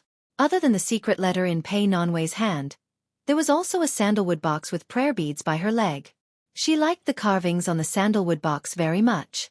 The box had never been opened because she knew that the more she cared about something, the more Zhao Hang hated it. Also, this sandalwood box had been given to her as a thorn in Zhao Hang's side. She was afraid that if she opened it and he found out, the prayer beads and the sandalwood box would both be gone. Princess Pei said in a gentle voice, "Go down and see if Bailiang and His Royal Highness are near." The two servant girls, who had to report to the King of Jing and what Wang Fei ate 3 meals a day, withdrew and slowly lifted their skirts to get off the carriage. Princess Pei took out the secret letter with 2 fingers. It was the King of Jing'an's personal handwriting. Sending nephew 1,000 li. Princess Pei furrowed her brow and muttered, "The meaning is that even if you send him 1,000 li, he still has to part in the end? He's not going to personally send him off?" Princess Pei shook her head as though she felt that she didn't understand the meaning of these words. After Zhao Hang had failed to seize power in the palace, he didn't have a high opinion of the top nobility in the court and was even ridiculed by Su Xiao and the other powerful vassals. But she knew that this was a man with great ambition. If he didn't hate the humiliation he had suffered in the past, if he didn't want to return to that city and that palace, then this vassal king who was as ambitious as the reeds outside the window, when Shitsi Zhao Sun was beaten, he had to personally come and ask for forgiveness. This was already a great endurance. It was really a broken jar. Once again, he lowered himself to express his feelings of parting with a junior. Pei Nanwei couldn't help but think of the words he had said with a smile as he stood at the top of the steps when they left the Fu. This king has a clear conscience. We are fated to be husband and wife, and I have already prayed for you 1,000,000 times. Chapter 198. Pei Nanwei put the secret letter back into the envelope and lowered her head to look at the sandalwood box. She pulled aside the curtain and saw that the servant girls were still waiting on the road. She unconsciously reached out to touch the sandalwood box, but as soon as she touched it, she suddenly retracted her hand as if she had been scalded. This Wang Fei was vexed and in a fit of pique. She fiercely grabbed the sandalwood box and threw it against the inner wall of the carriage. The sandalwood box fell to the ground and a string of simple prayer beads rolled out. Pei Nanwei did not believe in Buddhism, nor did she believe in Elder Huang's teachings. It was just that she was born in a noble family and had seen and learned a lot in Jing'an Palace. She was satisfied with this string of paluo beads that had the reputation of crown prince in the Central Plains. It was love at first sight. Women were fickle. She had just thrown away the sandalwood box, and now she picked up the prayer beads with pity in her eyes. Leaning against the wall of the carriage, she held a round ivory crown prince. Pei Nanwei raised her head and looked at it in a daze. In the eyes of the common people, as the princess consort, Qingzhou was hers, Xiangfan was hers, and the reeds outside the window were hers. They all said it was hers, but what was the truth? Just like how the common people would never know about the intrigue in the imperial palace, all of this was not hers. Pei Nanwei thought of her carefree childhood. She thought of the grandeur when she first entered the Wangfu. She thought of the cold face of the first Wang Fei. She thought of the gloominess that Zhao Sun had learned from Zhao Hang. She thought of the absurdity when she left the inn by Shouyang Lake. When she heard the rumbling of horse hooves, she finally thought of the secret letter. She remembered the parting words of the king of Jing'an, who had helped her grow old together, like an elegiac couplet. Pei Nanwei was frightened and threw away the prayer beads. Her face was like a patch of bleak snow-white reeds in autumn. How was this sending her 1,000 li? It was clearly sending her to the Yellow Springs. A young man was lying on the railing at the top of the memorial archway for Tianbo Kai Jing.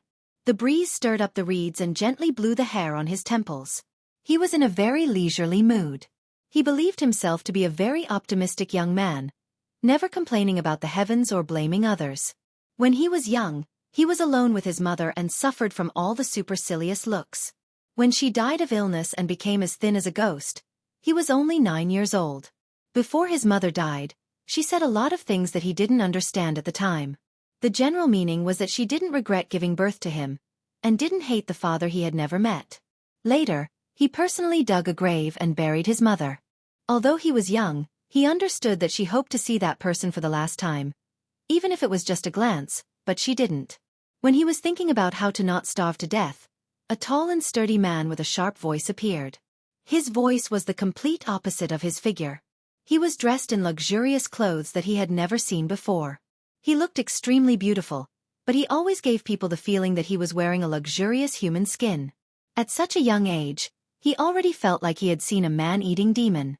However, the man only held his hand and said that he would take him home. Home. His mother was gone. Where was home? Then he was taken to a city with very high walls. Through the curtain of the carriage, he was dumbfounded. After getting off the carriage, the guy who didn't speak to him led him through countless city gates.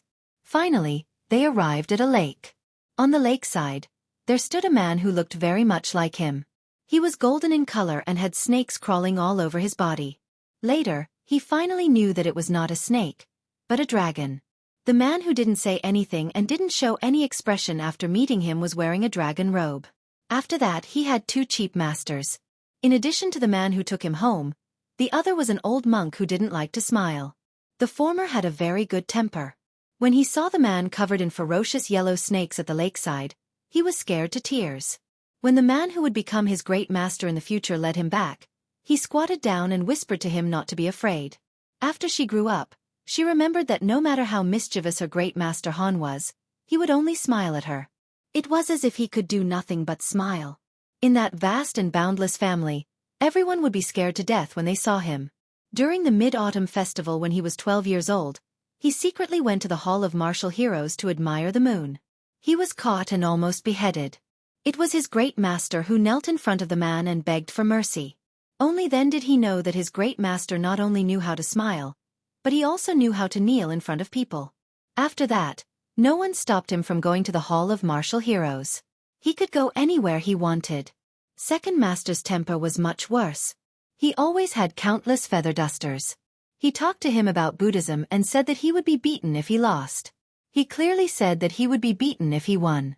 However, there was one time when he touched Second Master's bald head while he was in a daze. Second Master didn't get angry. In fact, before he turned 20, the truth had already been revealed.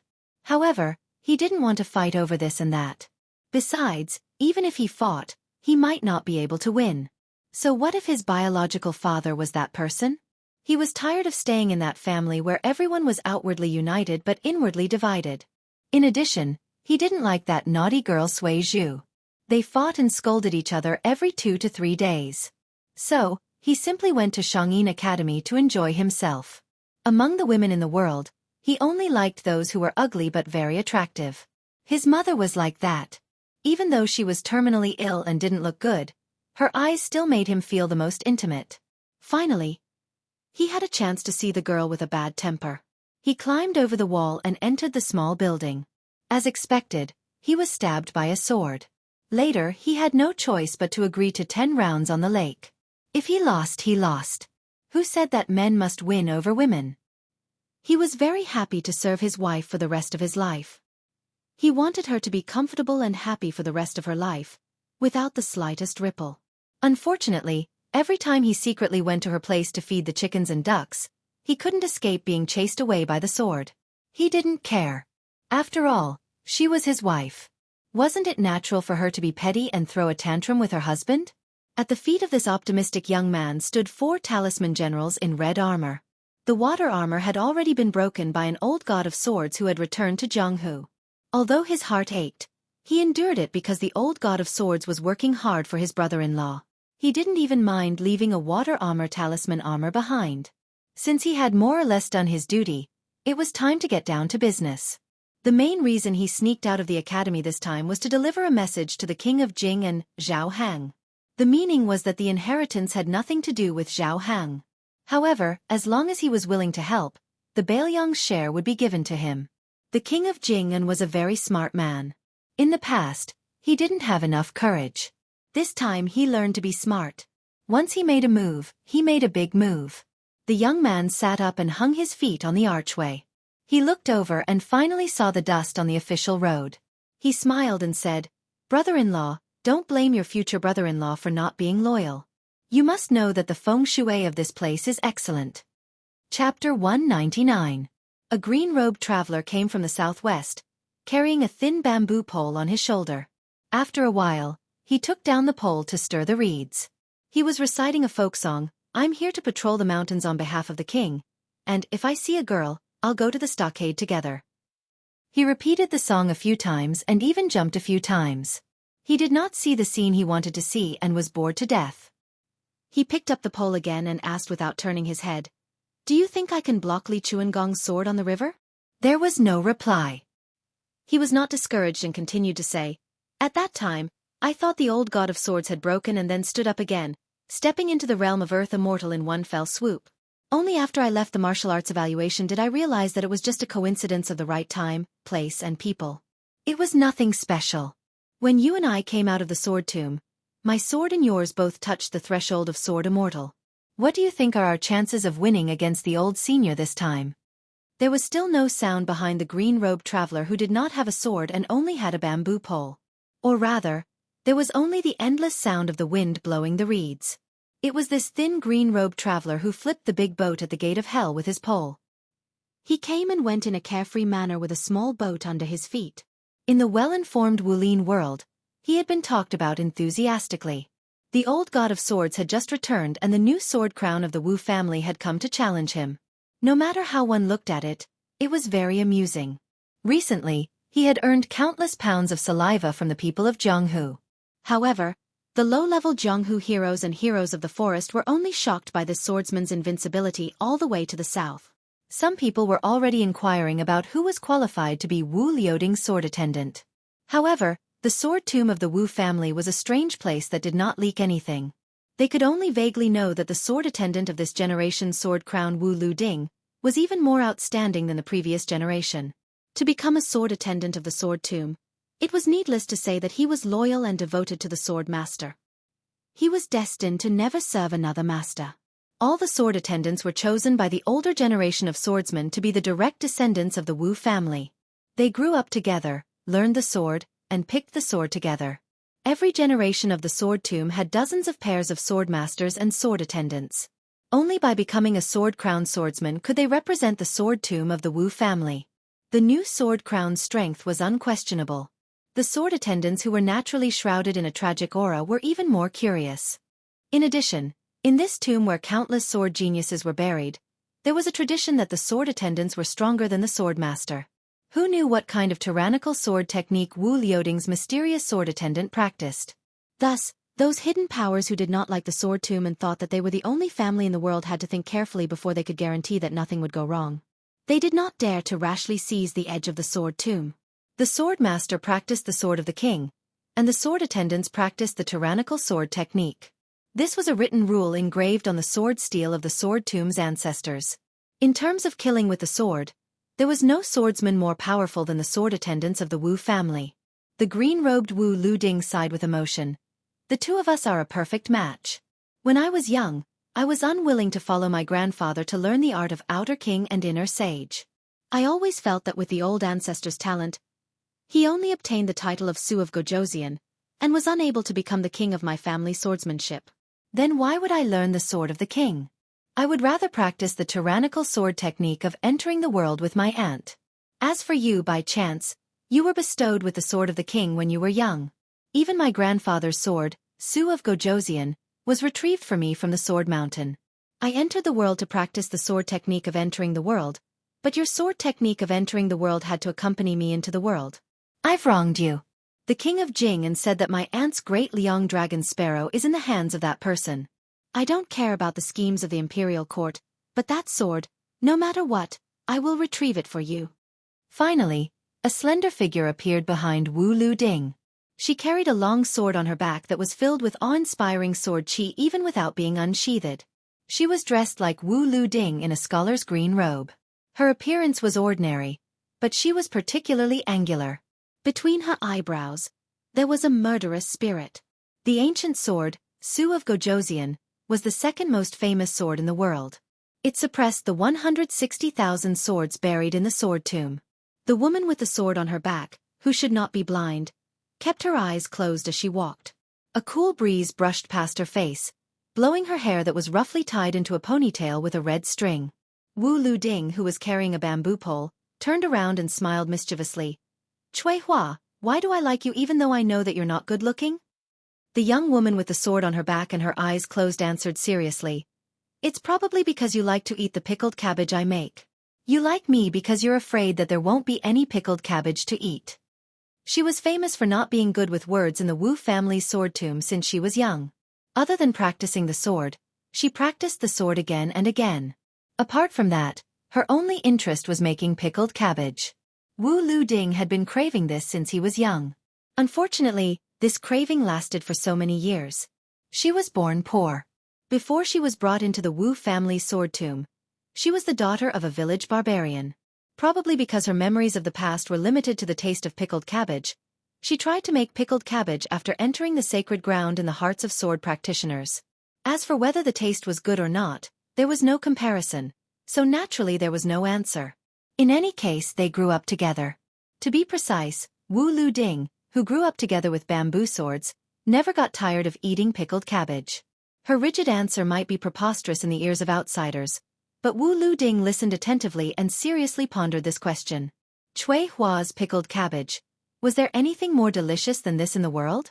Moreover, when Cui Hua didn't mention the sword and was seriously making pickled cabbage, she, who didn't look too good, always looked better. Cui Hua, if I die in Li Chuangong's hands today, then from now on, there's no need to offer wine every tomb sweeping day. I don't really like to drink. Just make a big pot of pickled cabbage. Okay. A sword attendant served the swordmaster, but there was no rule of avenging the swordmaster. When facing an enemy, they were not allowed to help. There was only the custom of burying the sword and guarding the grave.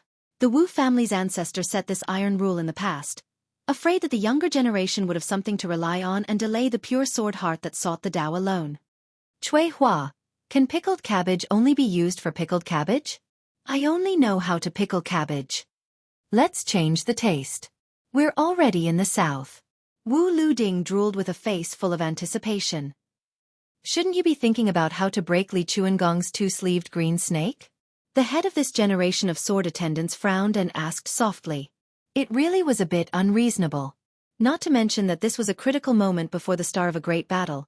Even in normal times, a sword crown of the Wu family and a sword attendant shouldn't be talking about pickled cabbage. In any case, they should talk about some mysterious and profound understanding of the way of the sword, and say something that would make all the swordsmen in the world admire and respect. Thinking that only by living can I eat pickled cabbage, I have more fighting spirit. I also don't have to think about whether or not I feel guilty about using the Su of Gojoseon's sword. Whether it's Li Chuangong's two-sleeved green snake or Dong Tai's peach blossom branch, whether it's swordsmanship or sword intent, in the end, they all belong to the category of the way of the sword. In the world, there really isn't a place that understands the sword better than the Wu family. Wu Luding laughed softly. His hands rested on the bamboo pole, and he squinted at the end of the reed path. The man from the Zhuang family, with a bundle of golden soft swords wrapped around his waist, and Wu Luding happened to walk from the northeast to the center. This man, whose skin was as dark as a farmer's, had a wooden expression. He slightly lowered his head, and there was a bulge in his bosom, which seemed to be a wooden box. It was this thing that had brought him to Xiangfan City. Chapter 200. Back then, there was no right or wrong in the 10 years of battle between Xiangfan and Su Xiao.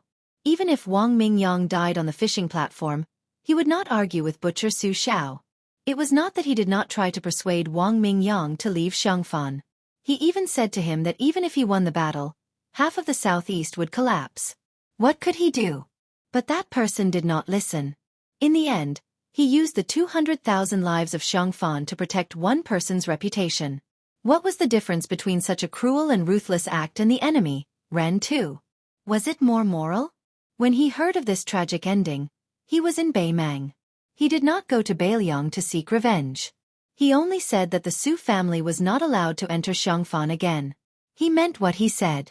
Also, the king of Jing and Zhao Hang had given him the box with Wang Mingyang's eyeballs. He was only a martial artist. He did not want to get involved in the feud between the two vassal kings. But since the king of Beiliang's son dared to come to Xiangfan, he had to fulfill his promise. Because Wang Mingyang was his brother from the same father and mother. The two maidservants stood on tiptoe for a long time before they finally saw the infamous Northern Liang crown prince. He did not stay comfortably in the carriage. Instead, he was riding a horse with an old Taoist with a sage-like demeanor. They were both puzzled. Was this crown prince not afraid of eating dust? No matter how good one's horsemanship was, it was hard to endure the bumpy ride. How could it be as comfortable as sitting in a carriage? They jogged back to the Wang Fei's carriage and said that the heir had arrived. Princess Fei slowly dismounted from her horse. She held the secret letter with only a few numbers in one hand and the rosary beads of satisfaction in the other. Her expression was normal. She was still that rich lady who stood out even in the noble city. She stood gracefully beside the carriage and looked at the young lecher who she didn't know whether to be hateful, funny, or pitiful as he approached. For some reason, her palms were sweating. Su Fengnian had already seen the carriages at the entrance of the reed marsh. When they were still some distance away, he asked softly with a serious expression, "Grandpa Wei, you even used the peachwood sword? Is it enough?" Old Taoist Mi Wei Shuyang, who had disappeared for 2 days, stroked his beard and smiled. "Mahogany 36, the sword formation is ready." Su Fengnian nodded and said gloomily, "In the letter, Lu Qiuer said that the younger brother of Prince Mingyang of Xiangfan is also here. I just don't understand. Back then, Xiangfan had been fighting for 10 years, and he never helped. Why is he here today? Have you found your conscience?" Wei Shuyang's expression immediately became serious. He sighed and shook his head. "I don't dare to speak nonsense. I only know that this person's martial cultivation is extremely profound. Otherwise, he wouldn't have been able to enter the martial arts rankings twice in a row, and be the 11th most powerful person in the world for 20 years in a row. Outsiders are just here to watch the show and feel that this title is laughable. I really can't laugh at all." Su Fengnian didn't hold the horse's reins. His hands were on the embroidered winter, spring, and thunder sabers. He narrowed his eyes at the two pretty maidservants who were being protected by the bodyguards of the Prince of Jing'an's Fu. If it was said that the 11th person surnamed Wang coming out of the city to entertain guests was outside of reason and within expectations, then Pei Wang Fei, who had already heard the news on the way out of the city, was somewhat baffled. Had that old turtle, Prince of Jin Zhao Hang, gone crazy? Did he want to put her, a Wang Fei, in this reed marsh that was practically a place of certain death? It was understandable that he wanted to lure her into a trap, but did he need to pay such a heavy price? In any case, she was a Wang Fei that was even more charming than Jade. Or had Zhao Heng gone crazy for the sake of hereditary succession? Su Fengnian murmured, "For now, we know that there are only the 11th and 4th red armors. What other tricks does Zhao Heng have?" Since he was willing to treat Pei Nanwei as a chess piece, then he definitely wouldn't be so polite. What, after the event, he said that this Shitzi had ulterior motives towards Princess Jing and who was out of the city enjoying the scenery. He purposely followed her all the way and sullied Wang Fei? Then the king of Jing and would fly into a rage because of a beauty? Isn't this statement too careless? Furthermore, does Zhao Heng really have the confidence to kill me in one strike here? Or does this vassal king feel that he can't beat Su Xiao and that I have the confidence to win if I fight him? Su Fengnian whispered to Wei Shuyang, "Let Ninga Mei and the Phoenix Battalion catch up quickly. There's no need to keep a distance of half a li. Also, make it clear to him that he's prepared to fight to the death." The old Taoist priest Wei Shuyang immediately urged his horse to turn back. Su Fengnian could already clearly see the beautiful faces of the two female servants from Jing'an Palace. He slowed down and kept pace with the carriage. He reached out and knocked on the wall of the carriage. Zhang and I lifted the curtain with a suspicious expression. Su Fengnian said, "Tell the old senior that the 11th in the world, Wang Mingyin, has come. The red armors of the talisman generals have also come. Perhaps there are still some powerful hidden experts." Zhang and I expressionlessly made an O sound. "Be careful. Don't get off the carriage. Today is not a good day for you to see a joke." After saying this, Su Fengnian squeezed the horse's belly. Under the personal escort of Lu Qiantang, Yang Qingfeng, and Xu Xiu, the three retainers, they quickly moved forward. When Yu Yuwei left the city, she had already been arranged to ride in the same carriage as Jiang and I and Li Chungang. When Su Fengnian saw Princess Pei who seemed to be standing alone in front of the reed marsh, he didn't rush to dismount and exchange pleasantries. His hands pressed on his saber, he only sat high on the horse and looked down silently. Although the two female servants were shocked by this Bailiang His Royal Highness' handsomeness, they were eager to protect their master. Seeing him sitting proudly on the horse without saying a word, one of the female servants who had followed the Wang Fei and whose reputation was no less than that of the common stewards of the Wang Fu angrily rebuked, "Bailiang Shitzi, seeing the Wang Fei, why don't you dismount?" Su Fengnian dismissed it with a smile and only stared at the great beauty who ranked higher than Xiang Fan and Li Shuangjia. He had never seen the famous courtesan with the white jade lion rolling embroidered balls, but he was sure that if any man in the world had to choose between the Wang Fei Pei Nanwei and the beautiful Li Baishe, even if the latter was prettier, they would still choose to spend the night with Pei Nanwei. The legitimate Wang Fei of the 6 vassal kings of the Liang dynasty was not something that the concubines of the perished countries could compare to. Probably only the empress of the perished emperor could compare to her in terms of seduction. Su Fengnian hoped to see something from her eyes, but unfortunately, he couldn't find any clues. He couldn't even tell if she knew that she was in danger or not, and the person behind this ruthless trap was none other than Prince Jingon, who had been faithful to her for a day as husband and wife for 100 days. Su Fengnian became more and more curious. He didn't have the patience or mood to play games with the woman in front of him, so he directly asked, "You're not running?" Princess Jing'an looked up from under the horse and calmly asked, "Where can I run to?" Su Fengnian smiled mockingly and said, "It's good to hide." Princess Pei smiled faintly and said, "The king of Jing'an wants to give you a letter. Shitzi can rest assured that the letter isn't poisoned because I've already seen it." Su Fengnian only stretched out the embroidered winter knife. The Wang Fei wasn't angry at his arrogance and rudeness, and put the letter on the knife. Su Fengnian took out the letter and glanced at the contents. He smiled and said, "Uncle King of Jing'an wants to send me to the Yellow Springs." Pei Nanwei smiled and said, "Shitzi is so scheming. All these years, you've really been pretending to be dumb for dumb people to see. If you knew it would be like this, why did you do it in the first place?" Su Fengnian let go of the embroidered winter knife and stretched out his right hand. He smiled and said, "Are you comfortable?" Princess Pei, who had always been graceful and elegant, blushed. She bit her lips and said in a low voice, "Su Fengnian, you really deserve to die." Su Fengnian sat on the horse and didn't look at the furious Princess Jing'an. He only looked at the reeds and calmly said, "Wang Fei, don't worry. Before I die, I won't forget to take you with me. When I'm on the Yellow Springs, I'll teach your little mouth how to play the flute. The things that Zhao Sun wants to do but doesn't dare to do, I can do it." P.S. Announcing 2 fan groups Enchanting Red-Robed Executive Group Number 854366605 Entry Requirements. Have a Zongheng account and have 1,000 points.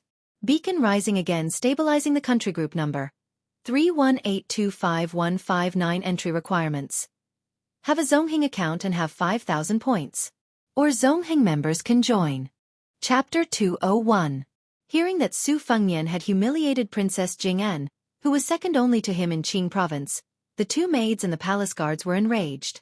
Although Pei Nanwei and the king of Jing'an had a strange way of interacting, in the eyes of outsiders, they were indeed respectful to each other.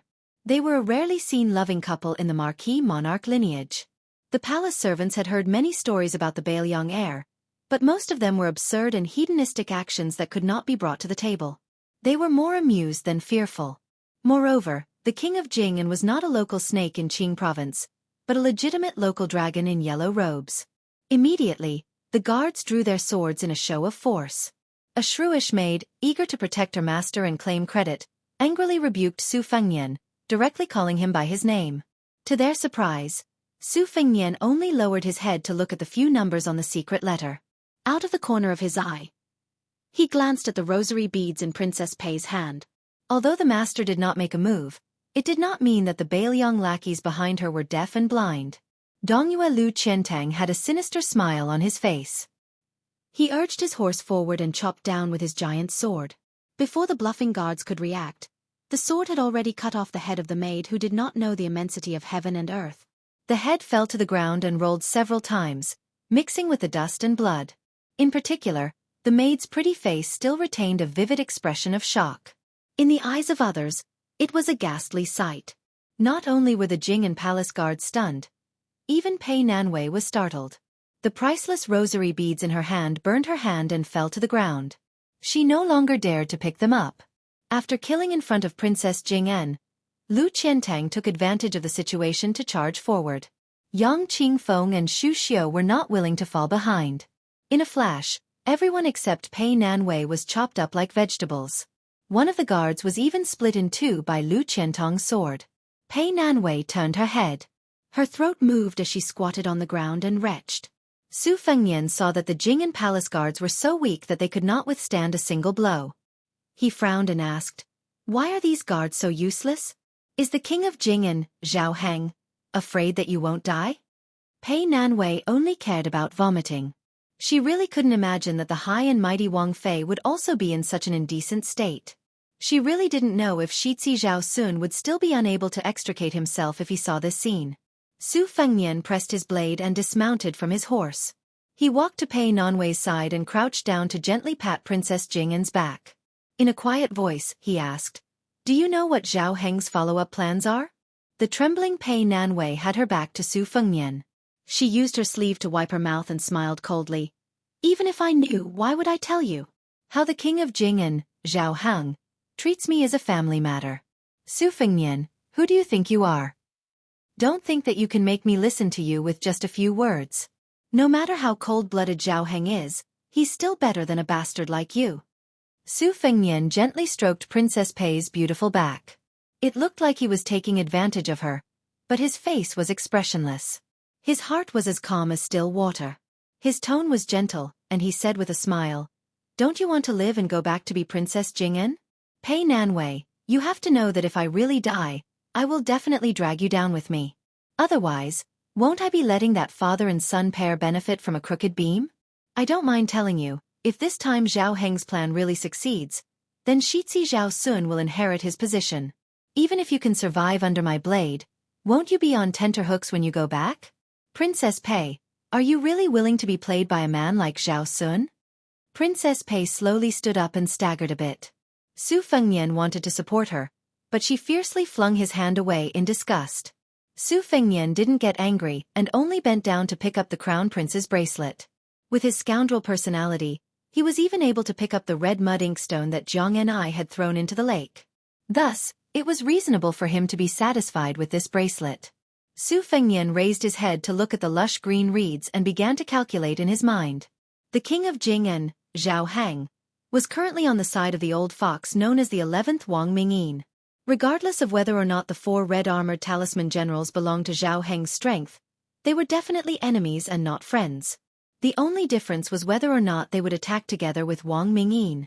If nothing unexpected happened, Zhao Heng would immediately use the vassal king's tiger talisman and mobilize more than 800 armored cavalry from the eastern outskirts of Xiongfan straight to the reeds. Fortunately, before the battle between the two tigers ended, these troops wouldn't interfere. After all, there were more than 800 people. Zhao Heng didn't dare to guarantee that the king of Jing and didn't have any spies. Right now, they were already in the perfect situation of the mantis stalking the cicada. If someone were to secretly ambush them, then the gains wouldn't make up for the losses. He believed that with Zhao Heng's temperament, he was confident that he could kill him in the reeds. Su Fengnian's expression was somewhat grave. Not to mention the 4 retainers, including Wei Shuyang, behind him were the 100 Bailiang cavalry led by Ning Amei, as well as the old god of swords Li Chungang.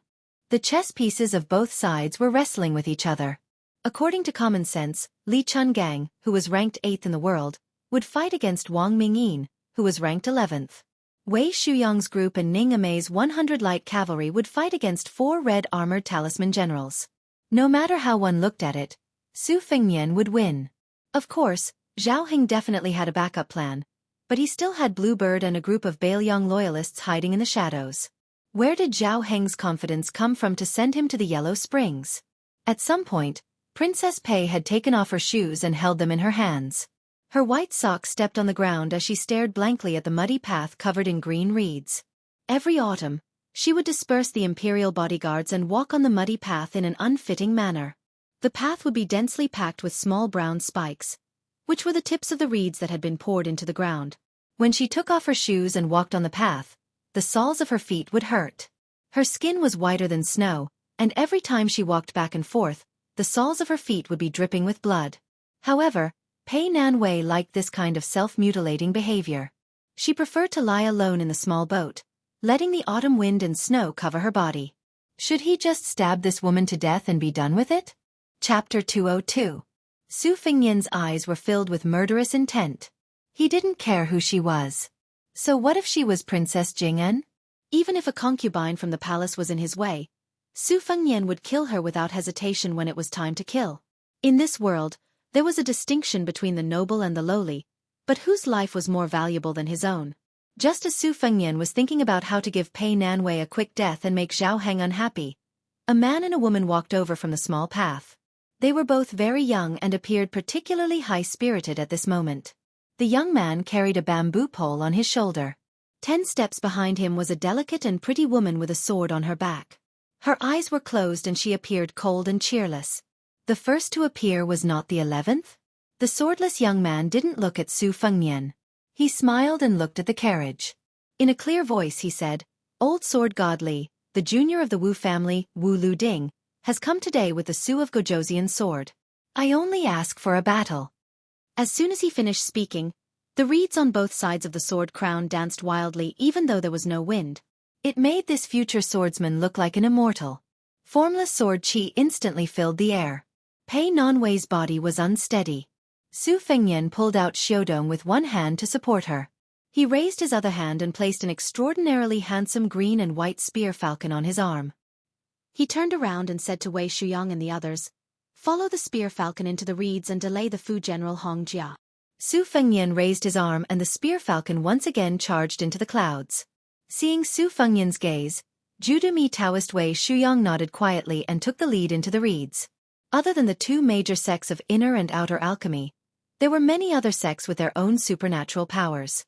Among them, there were the Fu Yao sect's necromancers who could exorcise ghosts and summon gods. There were also warlocks who were proficient in Chiman Duanjia. This formation was not set up by the military, but by human power and the right time. It could be said that it could turn something rotten into something magical. It was rumored that the top warlocks could make soldiers out of beans. Most of the Taoist priests in the Imperial Palace's Imperial Observatory were proficient in observing images, observing qi, and exploring the veins of the earth. They were known as fortune-tellers who studied the geography. Wei Shuyang's martial cultivation was not outstanding. Otherwise, he would not have been struck down by the white-haired old man outside the Tide Listening Pavilion. However, Wei Shuyang was a warlock who was proficient in setting up formations. No matter how ferocious the red armor was, it was still a Taoist divine weapon. Wei Shuyang's 36 Heavenly Dipper Peach Wood Sword formation had a miraculous effect. Moreover, Su Fengnian had spent the past few days studying the cloud patterns on the water armor. He had gained quite a bit of insight. Naturally, those peachwood swords that contained the power of Taoism to slay demons could be targeted.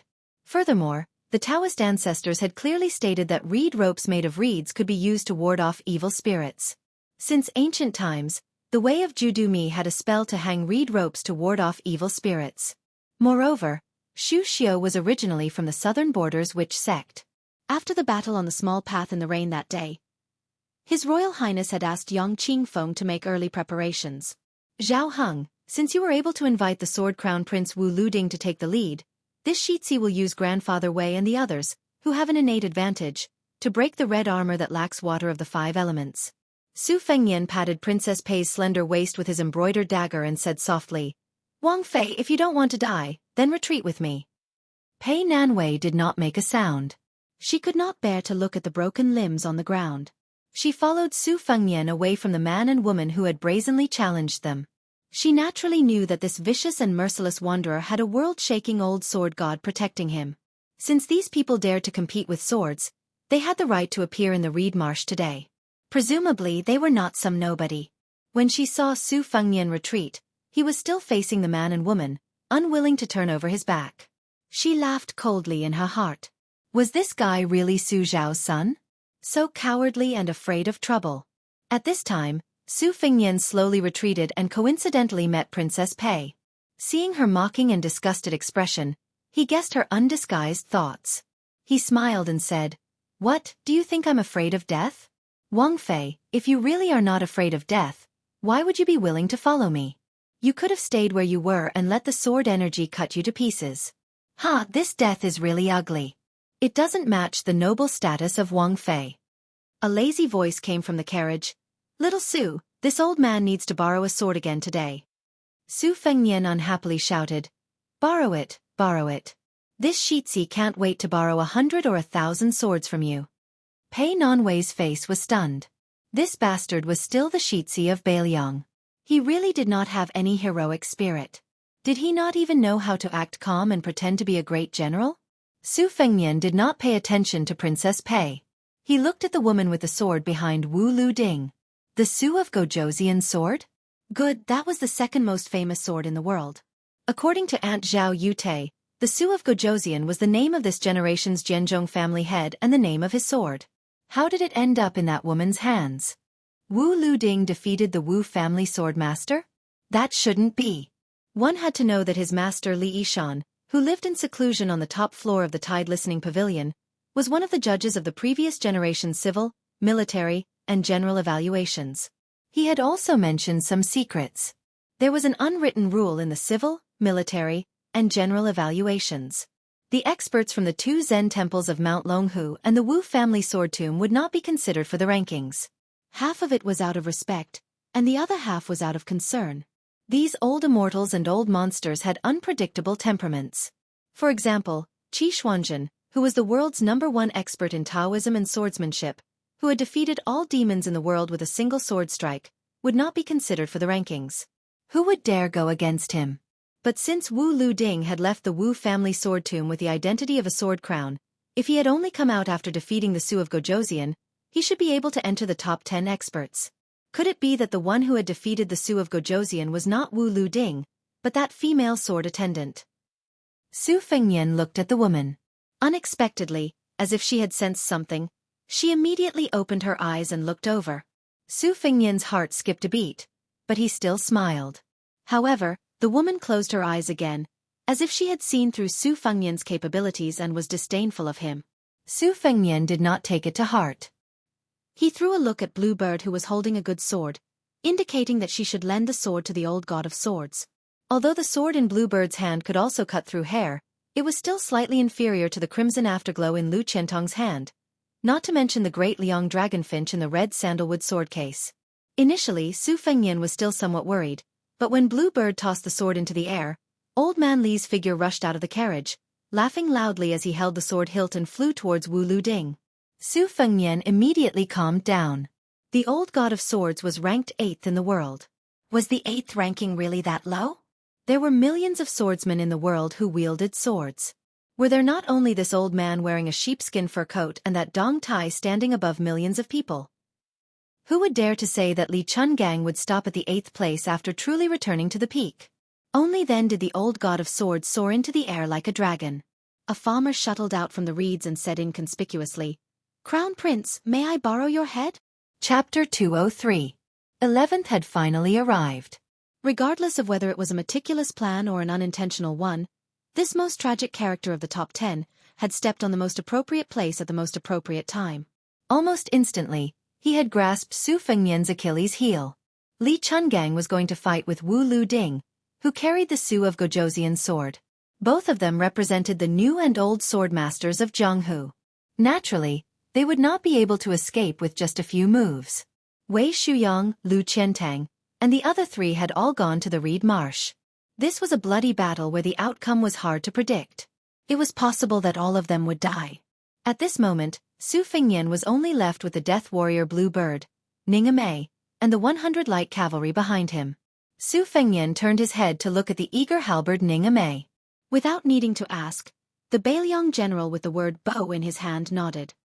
He raised one hand and the 30 light cavalry spread out in a fan shape. 30 crossbows were pointed directly at the master who had long been famous in Zhonghu. Without a doubt, this was another grudge match between an iron-blooded soldier and a martial artist. With the halberd Ning Amei blocking the crossbows, Su Fengnian temporarily did not look at 11th.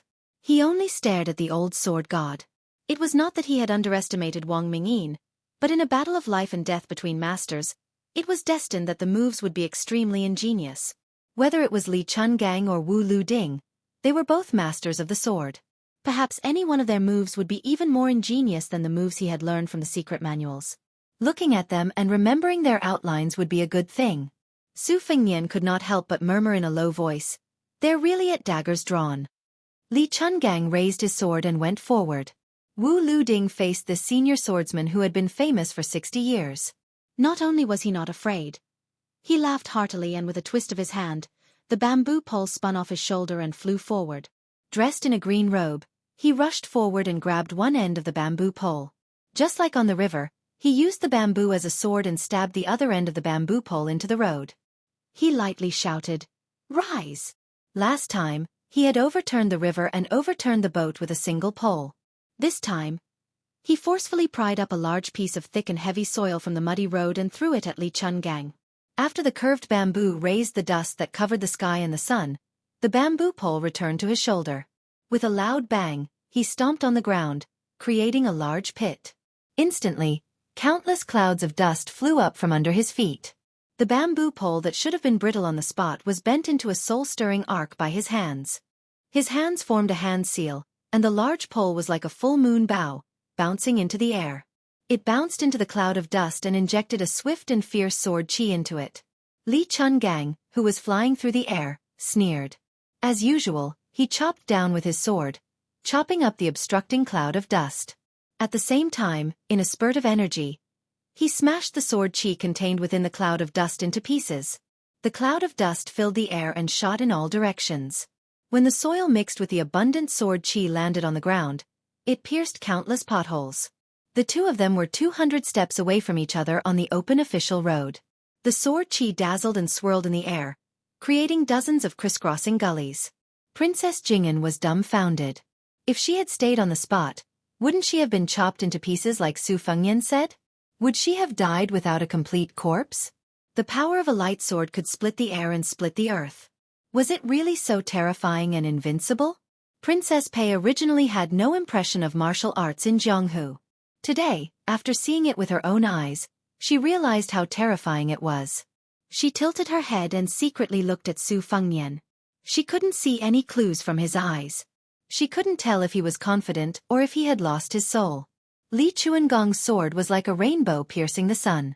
The white light was dazzling as it shot through the cloud of dust towards Wu Lu Ding. This sword was blocked by the sword chi of the bamboo pole and the cloud of dust, but it didn't seem to be weakened in the slightest. With the bamboo pole back in his hand, Wu Lu Ding pushed off with the tip of his foot and hurriedly retreated. He was just a hair's breadth away from the old god of swords' swift and fierce sword.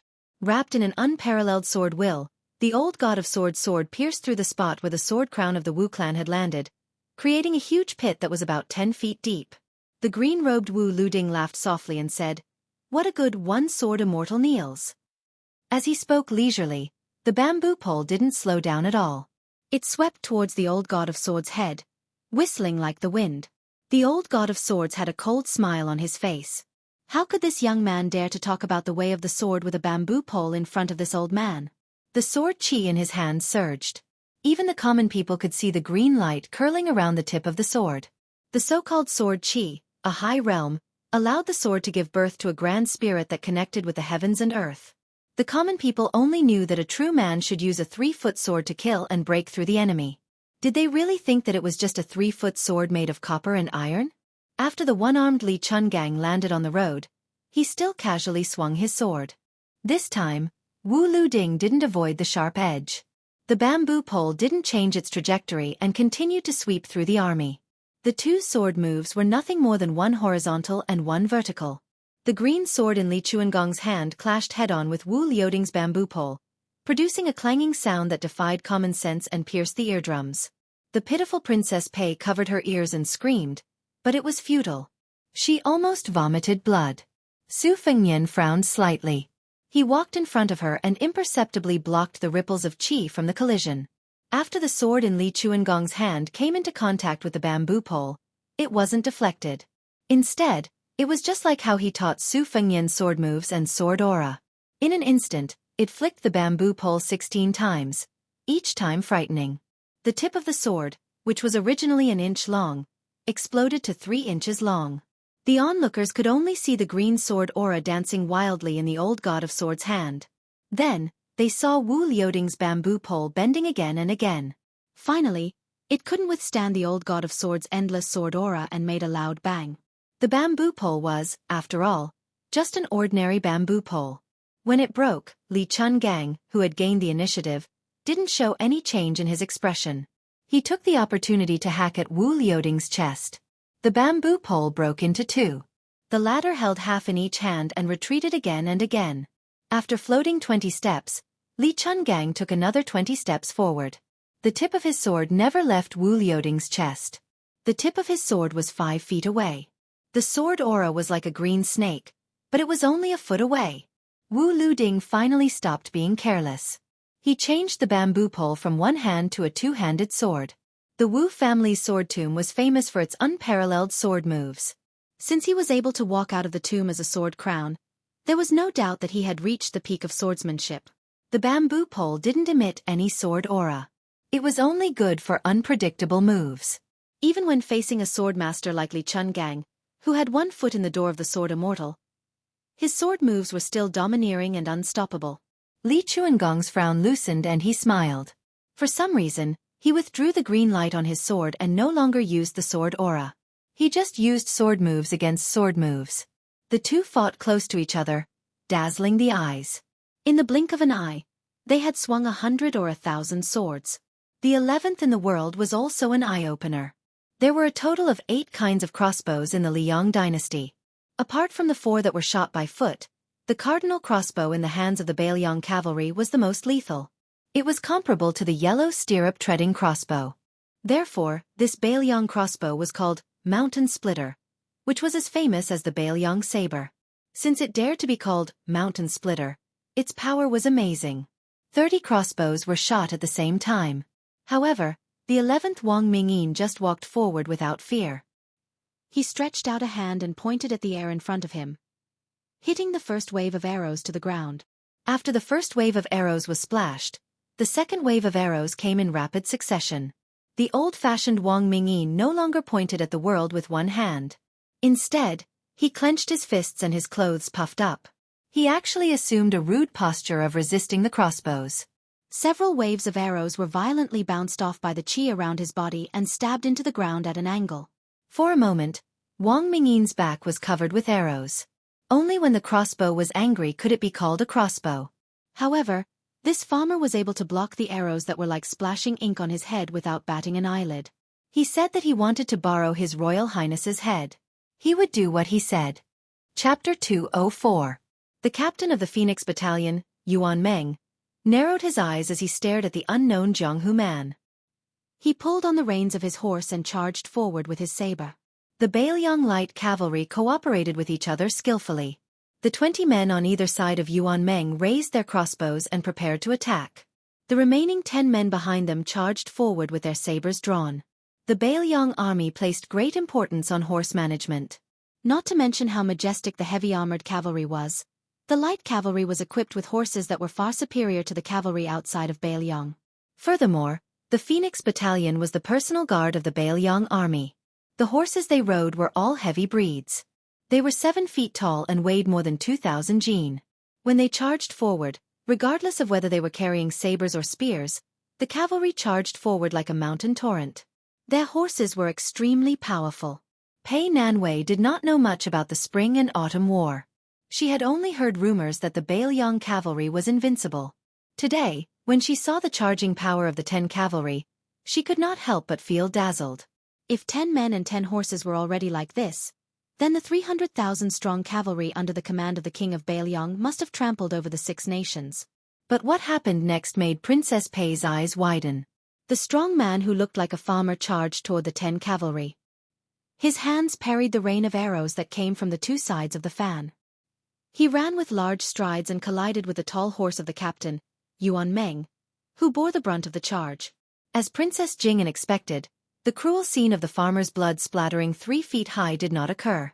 Instead, the dull man used the mountain crash to break the neck of the warhorse and sent Yuan Meng and his horse flying. Yuan Meng did not even have time to chop down with his saber. The man quickened his pace. His feet rumbled on the ground, not losing to the sound of the horse's hooves. He spread out his hands and placed them on the bodies of the 2 horses. With a sudden burst of strength, he threw the 2 horses behind Yuan Meng into the air. Pei Nanwei, who was born in a literary and aristocratic family and then raised in a golden and jade cage by King of Jing'an, opened her mouth slightly in disbelief. How could there be such a godlike martial artist in the world? The farmer threw off the 3 warhorses in one go, and the 2 Bailiang sabers at his sides finally took the opportunity to chop down. The man with the strength to pull mountains and rivers had a gloomy face. Both of his hands gripped the world's sharpest standard cold saber. With a twist, he curled it up. "Come down."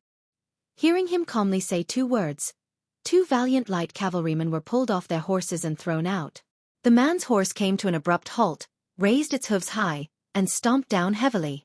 His hands, which were as big as praying mats, retracted at lightning speed. He raised them above his head and grabbed the horse's hooves that weighed 1,000 catties. With a cold snort, he tore the horse apart. How much strength would it take to tear a charging warhorse into 2? Without a mount, the light cavalryman of the Phoenix Battalion fell down and was coincidentally punched in the chest by the farmer. His armor and chest exploded at the same time. He died on the spot, his flesh and blood badly mangled. Following that, the other cavalrymen were easily thrown out by the valiant man. None of them were lucky enough to escape. Pei Nanwei couldn't bear to watch any longer. She subconsciously glanced at the Bailiang heir standing in front of her. His back was still upright. She moved a little and could finally see some of his side profile. However, she didn't see the expected panic. This made Pei Nanwei very disappointed. That man was unstoppable and had even said that he wanted to borrow her head. Was this Su Fengnian really not afraid at all? Pei Nanwei looked at the battlefield again. In just one face-to-face encounter, His Royal Highness' personal cavalry had lost several men. However, what made Princess Pei even more shocked was that even in such a cruel situation, the other light cavalrymen of the Phoenix Battalion were still as upright as His Royal Highness. They turned a blind eye to the bloody scene, especially the burly general with the halberd. He was covered in heavy black armor. Including the armor and the halberd, he weighed more than 400 catties. In the face of defeat, he only sat on his horse and didn't move. What a terrifying heart of stone! Princess Pei felt sorrow in her heart. Were all Bailiang's soldiers so heartless? Great halberd Ningame raised his arm and held his halberd. The tip of the halberd was pointed at the 11th man, Wang Mingyin. Among the 20 cavalrymen, 10 of them continued to silently raise their crossbows while the other 10 continued to charge. The light cavalrymen of the first 10 cavalrymen who hadn't died in battle remounted their horses and got into formation. The heavily injured ones sat on the ground and picked up their crossbows. They were faintly forming a pincer attack. When Bailiang faced an enemy, they could only fight to the death. Princess Jing'an looked at the 10 cavalrymen who didn't care about their lives as they urged their horses forward. In the past, when she heard the king of Jing'an, Zhao Hang, talk about it, she didn't understand the bone-chilling coldness in his words. She finally understood the meaning of these words. She asked in a trembling voice, "Can your light cavalrymen block them?" Su Fengnian didn't make a sound. He focused his attention on the battle between Li Chungang and Wu Luding. Beads of sweat had already formed on his forehead. The only thing he could do now was to memorize all the swordsmanship that he could see through. This was 1,000 times more exhausting than memorizing the rules of Go. The old god of swords didn't use the sword gang. Against Wu Luding, he only used swordsmanship to fight swordsmanship. Both sides' swordsmanship had reached the point of perfection and was extremely ingenious. The old man had the intention of letting him watch the battle and benefit from it. He couldn't let this good intention go to waste. The Wu family's sword catacomb took a narrow and winding path. They abandoned the faintly discernible swordsmanship and sought only one sword move that no one could understand. It was rumored that the swordsmen in the sword catacomb were all withered like ghosts. There was no lack of brilliant swordsmanship masters who had been imprisoned by the Wu family. They could only feed and nurture the swords of the younger generation of the Wu family for the rest of their lives. Over time, not only did the sword catacomb contain hundreds of thousands of swords, but it also recorded 80 to 90% of the world's sword moves in detail. On the road, although Wu Liuding's bamboo sword was getting shorter and shorter, his moves were becoming more and more overbearing and fierce. As the saying goes, an inch shorter is an inch more dangerous. Even though Wu Luding was at a disadvantage, he was still able to use his bamboo sword to fight the old god of swords, who had the sword gang, for 100 moves without losing. This was something to be proud of. Su Fengnian slowly exhaled a turbid breath and muttered to himself.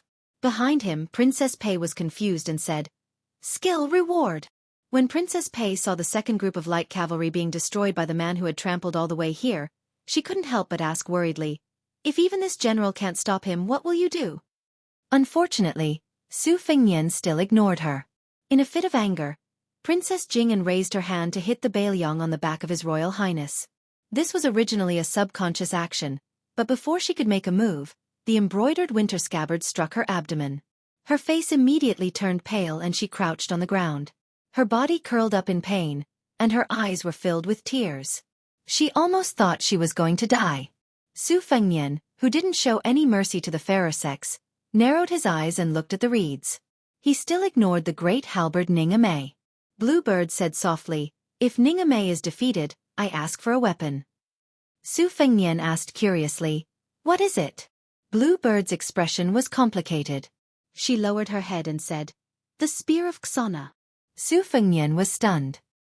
He turned his head and said, "Where did I get this famous weapon that the spear immortal king embroidered?" Bluebird looked at the carriage and said calmly, "It has always been hidden in the axle." Su Fengnian said in surprise, "Bluebird, tell me the truth. What is your relationship with Wang Xiu?" Bluebird said softly, "He is my father. He killed my mother." Su Fengnian sighed in his heart.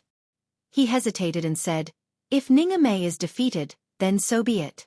I didn't think that he and the 100 light cavalry could exhaust Wang Mingyin to death. When the time comes, when the 11th person in the world is exhausted, then you can make your move." Princess Pei, who was squatting on the ground with her hands on her stomach, raised her head and gritted her teeth. "Su Fengnian, aren't you afraid that the 100 people will die?" Su Fengnian turned his head and looked at Princess Jing'an, who could no longer maintain her composure. He said calmly, "What do you know?" Pei Nanwei, who could only talk to Su Fengnian by raising her head, laughed nervously and said, "What do I know? What is the difference between you, the crown prince of the king of Bailiang, and the crown prince of the king of Jing'an, Zhao Sun? Didn't you both cower in the face of battle and only know how to send people, whose lives are lower than ants in your eyes, to die in vain? Today, I want to see how you will kneel and beg for mercy from that boar of Jianghu. Then you can just wait." Su Fengnian turned his head to look at the battle between the green-robed Wu Luding and the old god of swords in the sheep fur coat.